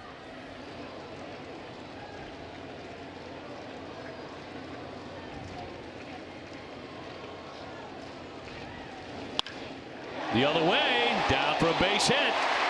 Martinez to second.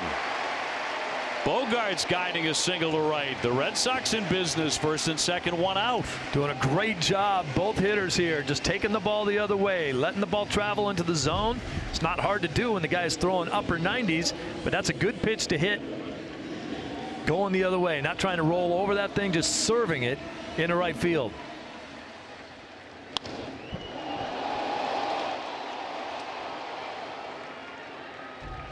So the batter will be Eduardo Nunez, who's really swung the bat well tonight. A home run and a base hit.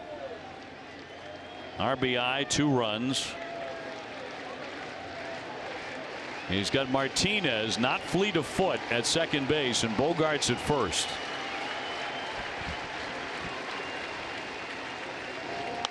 And he fouls that one away. Strike 1, as aggressive as ever.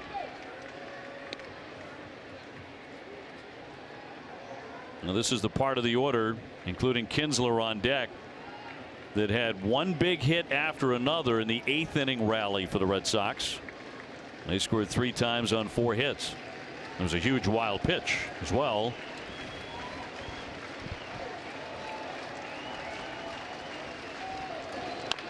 Chopper, Riddle near the bag, taps it 1 on the first, and scoots by. Here comes Martinez. Martinez will score. And the Red Sox win it. They win the ball game by a final score of 8-7. Boy, it looked for a moment it was going to be a double play, but it got away and the Red Sox pull it out. Oh, that was one they absolutely had to have. It didn't matter how it was won. Do anything you can do to get a win under your belt here on this game. You knew the Yankees had won already. This probably should have been a double play. It was a made-to-order ground ball. Just step on the bag and make a good throw. You couldn't make the throw. Nunez hustling down the line made it tough. Well, it will go in as an error. Fielder's choice and an error to end the ball game. But you're right. He got up the line. They throw it away in the end. Martinez scores after he had his second hit. Big hit, as it turns out. And the Red Sox win it 8-7. That was not a work of art, but the Red Sox desperately needed it. Take a look at it again. Watch Nunez hustling the whole way. This is a ball where you just step on the bag and throw it. You're so short right there. This should have been a much easier play to make. You just kind of hooked that. Got it in the dirt. Rojas couldn't dig it. Remember, Rojas did not start this game playing first base. He started as their shortstop. A lot of moves that were made. Again, the error was on the shortstop. Let's go down to Guerin. Thanks, Obi. I'm here with Eduardo Nunez. Eduardo, a win is a win. Can you take us through that at bat? For sure. Where's the wins? No matter how we win, try to hustling, to make a pressure on the defense, and they work out. What were you telling yourself in that moment? Beat the throw, make a pressure, and we'll see what happens. Very back and forth game. How nice is it for you guys to be back in the win column? Great. You know, that's fun to fight. They fight back.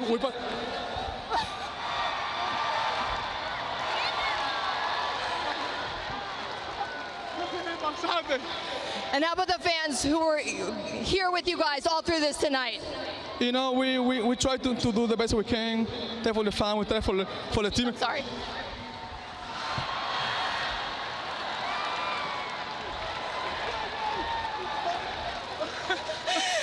How'd that feel? feel? Go. Okay, and what do you guys do? Oh my goodness. Okay. And what do you guys need to do to keep this going? You know, keep fighting, keep playing the small baseball, keep way fight to the 27 out. We never give up. We pass the tone. I think that's the best we can. Congrats on this win tonight. Go dry off. Thank you very much. Great smile. Well, Eduardo Nunez, you made the point. You know, he beat it up that line and forced a bad throw. It is an error in the end. Martinez scoring the game winner. Maybe exactly what the Red Sox need right now. Win any way you can. They came back 2 different times to get the win in this game. That shows you some serious fight in a team. They're, you know, I don't think we ever thought this was a club that was ever going to give up on anything, but tonight was a big one to come back the way they did twice. It was a battle, and the Red Sox win it here tonight in walk-off fashion. TC.